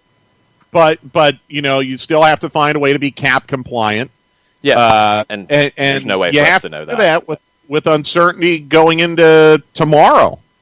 And look, I mean, there could be a lockout this time on Friday. There could be a lockout. In terms of the cap and the lockout part, I really think if it happens, it's short. Well, let's push that to the side for a second. Sure. The cap side, you know what it'll be for this year based off where the discussions are because it's carrying over. I don't think that changes. I don't think it changes from what they know now, I guess is the best way to put it. Maybe it changed from last year to this year, but I think you know where it is. What I've got without Novo, without Ibarra, without Gutman, who's not technically on the roster from what we know at this point because he's not in Atlanta. They have his rights, but he's not taking up a roster spot. And taking John off. So you add Ibarra, you add Novo, you take John off. That gets you to 28 is what I have. That's adding Machope. That's not adding the draft picks because they're not under contract yet. So that's 28. That gives you some flexibility. What we know at this point, at least based off where they were last year, Bellows on a supplemental, Campbell's on a supplemental, Ambrose was on a supplemental last year. I would assume he would have signed a deal at that level here. Tyler Wolf's on a supplemental. Machoke Chol would be in a supplemental spot as a homegrown. Efrain Morales would be in a supplemental spot as a homegrown. Jackson Conway would be in a supplemental spot as a homegrown. And it's been reported that Lisandro Lopez would be in that first supplemental section as a senior minimum. So him and Ambrose would be there for sure because they can't be in the supplemental 2. You would fill the rest from supplemental 2 up with the homegrowns. Wow. 28 is where you are with the numbers. With what we know. With what we know at this point. And with the safe assumptions of Novo and Ibarra. Okay. That's what we know at this point. And you've got the space. Now, I'd have to go back and figure out how many senior spots that gives you, and we'll see what that could be. So you got 2 in the supplemental 1. You'd have 2 extra supplemental 1 spots, the first section, the first 4, which can be veterans, which if Andrew Gutman comes in, he would fit one of those spots because that's where he was at Cincinnati. Right. So you would assume that it'd be the same kind of spot. So he could go into one of those, and a homegrown could slide into the other. Then you've got 6 supplemental spots in the second section: Bello, Campbell, Morales, Chol, Wolf, Conway. Right. So that's filled. So you would have 2 supplemental spots to work with without Gutman, which are senior minimum guys or homegrowns. So that's 8. So the senior roster gets pretty crowded at this point. Novo would probably be one of those supplemental guys because of his age and his salary. That's a safe assumption. Ibarra could be, but then there's that U22 thing that we don't know. Right. And we don't know where those guys fit and how that changes, because Eric Lopez could not be in a senior spot. He could be in one of those if it's a special category or whatever, or if it's like a designated player where it takes up a senior spot. That we don't know. So that's what we know at this point. You want to make things even more complicated? Sure, that's fun. The CBA could be terminated this time Friday, and you could be starting from scratch on all of this. Yeah, I really doubt that. Even if, yes, I think even if it gets nuclear, there's a lot of gloom and doom from, I think, people who are on the players' side of all this, and they think that the league is wanting to redefine the entire CBA. No, I don't get that impression, and it doesn't make a lot of sense. Like, some of the argument is, well, the league wants to start the season later. The league wanted to start the season at the beginning of March. Yeah. It was the players who wanted it to be later. So, like... Well, and by the way, if the league wanted to start the season later, they can do that without terminating the CBA. Yeah, like, there's some justifications in some of these arguments that don't really fit. If they terminated it, I think you'd be starting roughly from where you are. Does it open the door to other things? Sure, because it becomes more of a blank slate than I guess it already is, but you're negotiating to make changes to it so you can negotiate from a blank slate. They're not. I wouldn't imagine it would open up other discussions about it. I don't think that would happen. I think if they terminated it, it would be to force what they want, which it sounds like they want the 2 years of an extension, and the players are now willing to give 1. They've got to find it's about $50 to $70 million. Is basically what it comes down to. The league wants to save an extra 50 to 70. The players were willing to meet them if it's halfway, if it's more than half, if it's less than half. It's in the ballpark. 50 to 70 million. Sorry, Jason. Do you have your finger on the sounder? I will. Okay, it's coming. It's coming. It's coming. We are. Let me look at the clock here. I think we are about 30 seconds away. I feel like Dick Clark's rocking New Year's Eve. I mean, look, again, I'm very pleased to see this. This is not an earth-shattering piece of news. It's a nice piece of news for the club. I am surprised, but this isn't going to be earth-shattering. This isn't going to require like an emergency stoppage time or anything like that. We're not at that level. But Darren certainly had us all guessing for a couple minutes at least. Wow, it even changed my Twitter away from the dark mode. Maybe the aliens did that. Yeah, it just all of a sudden changed. Yeah, mine's in dark mode. How do you? I always go to dark mode. No, I like dark mode. It went away from dark mode. You have to go to settings. I don't like dark mode either. I like the aliens changed my settings. I think maybe that's part of the piece of news that Atlanta United has found some kind of Twitter algorithm that can take over our dark mode and light mode, I guess. Yeah, that's crazy. Come on, guys, hit the tweet. Hit the button. Or send the email. Let's do it. I know. Come I'm on. checking both. Like I'm reloading both. It's like I'm refreshing my email, waiting for it to show up here. Now that we're at 11 o'clock. They had one. It might have even been with Heinze, where they said, "Okay, we're going to put it out at X time," and they put out a tweet at X time, but it was not what they said it was, and I had to apologize profusely for jumping the gun by like 30 seconds. This is kind of it's a peek behind the curtain. We respect the club's desire to make announcements like this. We don't want to scoop them on it. It's the club's right to make the announcement. There it is. Here it is. Atlanta United announced that they have agreed to a new contract with free agent forward Eric Kubo Torres. He will also take on a more direct role working alongside academy players and staff. Interesting. Bocanegra said, his quote, Kubo's been a positive influence on our organization, and we're pleased he has chosen to re-sign with the club. While he provides competition to our group of forwards, he's a veteran presence who understands the league and has shown a willingness to mentor our younger players. That's really interesting. I did not see that part coming. I didn't either. I did not either.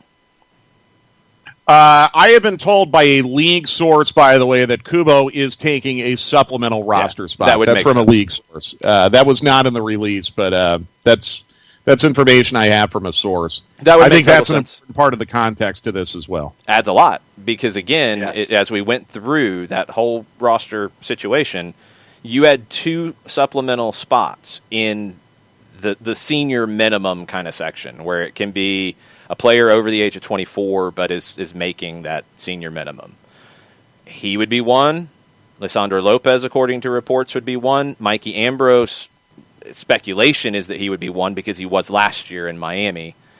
You still have one that could be a homegrown. Remember, homegrowns, people can be loaned too. Like if you need to open a supplemental spot, a homegrown could be loaned if you need to. But I think you've got the one spot now that if you work out a deal with Celtic to bring Andrew Gutmann, he would fit into it, and your supplemental spots are all booked, barring anybody being loaned to the twos, which some of the homegrowns could be. They absolutely, Machope could be loaned to the twos because he hasn't played as a professional yet. Efrain Morales, who's 16, he could be loaned to the twos because that's probably where he'll play this season. That would open up potentially another supplemental, but then you're getting into the limited supplemental spots where you couldn't sign a Kubo Torres. You had the supplemental spots to add Kubo, and if it's more than just a playing role, that's really interesting. Well, and let me tell you why I'm so happy about this. A lot of people forget that Kubo Torres had his option declined at the end of the regular season and stayed behind anyway to help the club through the CONCACAF Champions League. When Joseph Martinez was on season-ending injury and they elected to not bring him back for that match against Club America. And if I remember correctly, I think Kubo did start in that match. Jackson scored the goal, but I think Kubo started in that match. So, you know what? For someone who really did this club a solid, when he didn't have to do that, could have gone back home. One could even argue he took a risk of exposing himself to injury. He did. Or potentially even illness to help the club out when they needed his help. I really, really like to see Kubo Torres getting rewarded for doing the club that solid. Yep. And here's another thing, too, guys. Think about how you must feel as a 14 or 15-year-old in the academy. And you're going to be working directly now with Kevin Kratz once his licensing goes through. And in a somewhat direct way now with Kubo Torres, who is a veteran of Liga MX and a veteran of Major League Soccer, someone who had a lot of success recently in Major League Soccer. Oh, and by the way, you also have Lisandro Lopez and his wisdom now in the building. I think it's a great thing for the first team, obviously, but I think the academy really benefits from having someone like Kubo Torres around. And I think the club benefits, too. Obviously, he has a relationship with Carlos that dates back to when he played with Carlos. I think he's someone that Heinze will be able to trust as someone who's been around the block in North America. Yep. And he's going to be someone who's going to be very, very helpful if you get drug into a CONCACAF Champions League tie, God forbid, against Leon in the first round.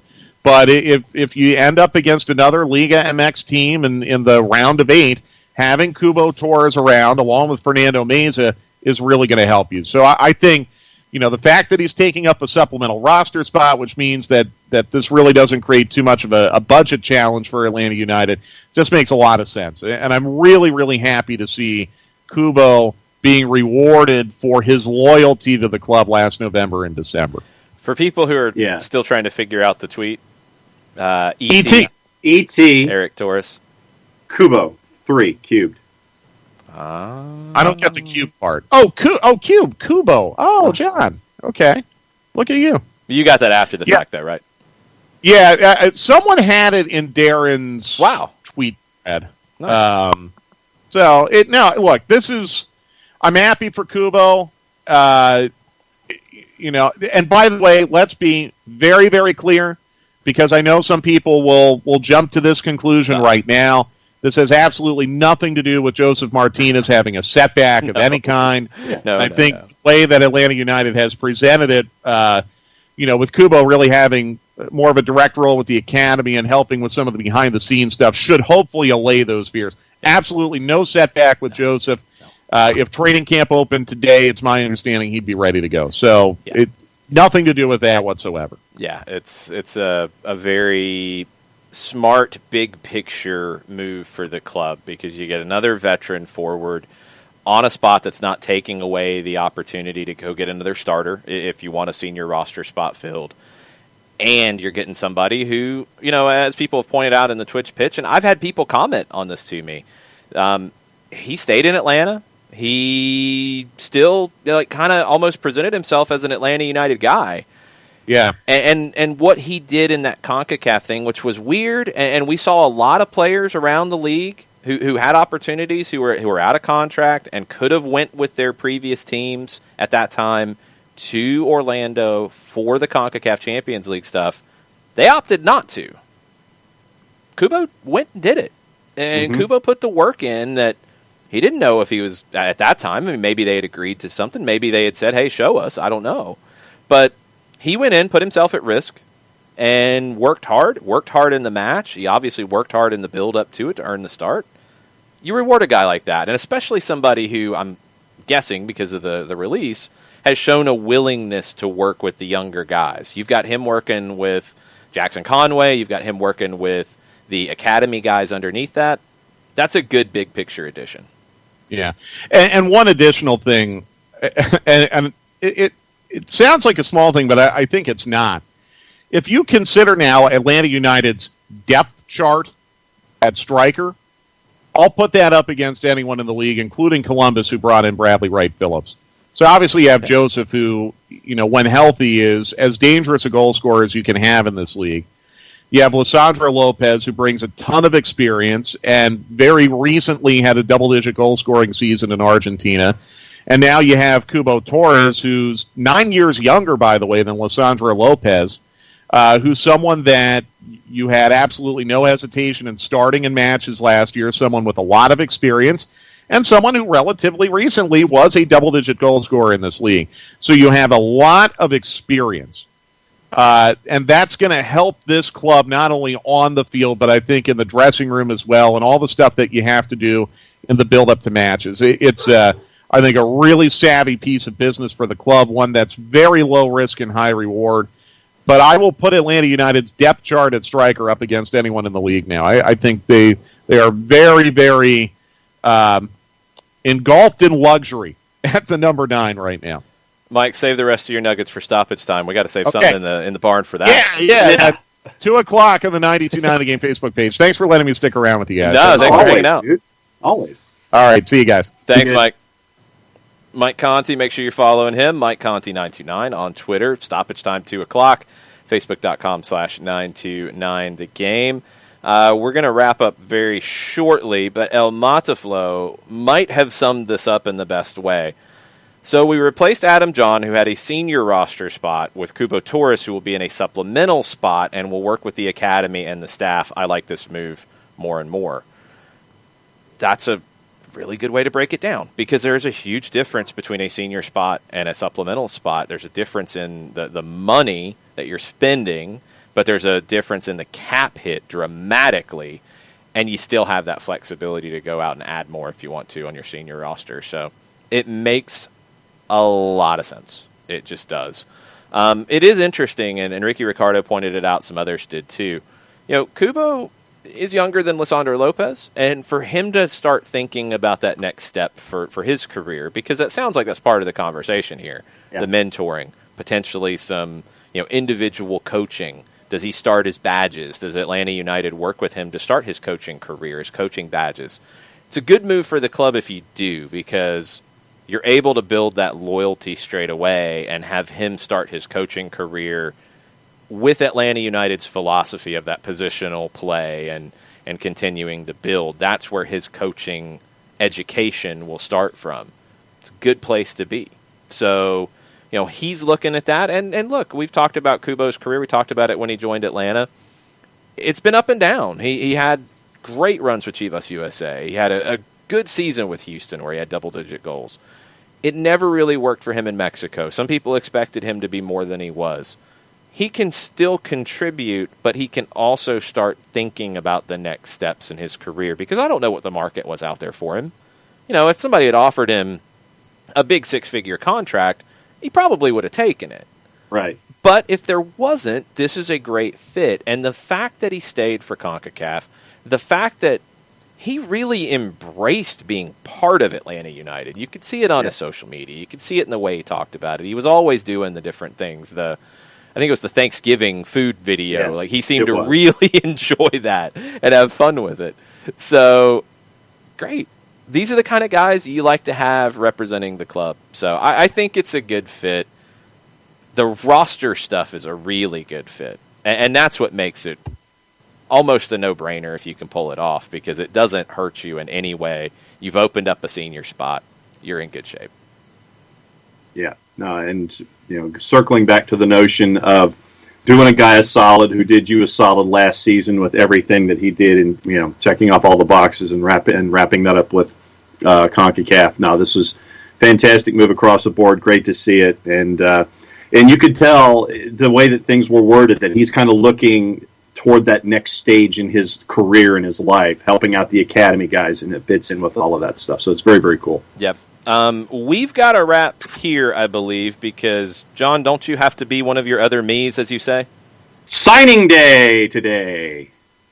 So, 3 o'clock on the GPB Sports Facebook Live, where we get to go over all of the folks that didn't declare in December. So, National Signing Day 2021, Matt Stewart and I get to talk for about 45 minutes and try to figure out who's going where and who flipped and who isn't going where they said they were going to. So we'll see what happens there. And so 3 o'clock. So see, that's what you do the rest of the day. You go have some lunch, you relax. I have Gwen staring at me and grunting. She's ready to go either out or get fed or both. Both. It's time for Gwen to go outside, or she's going to come over here and bite me on air.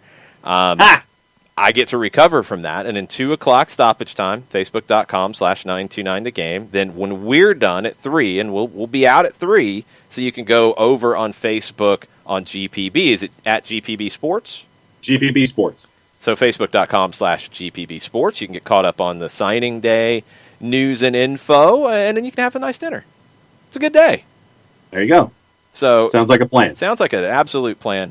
Thanks for indulging in our referee discussion, our Nancy Drew mystery solving with tweets, and all of the other talk today.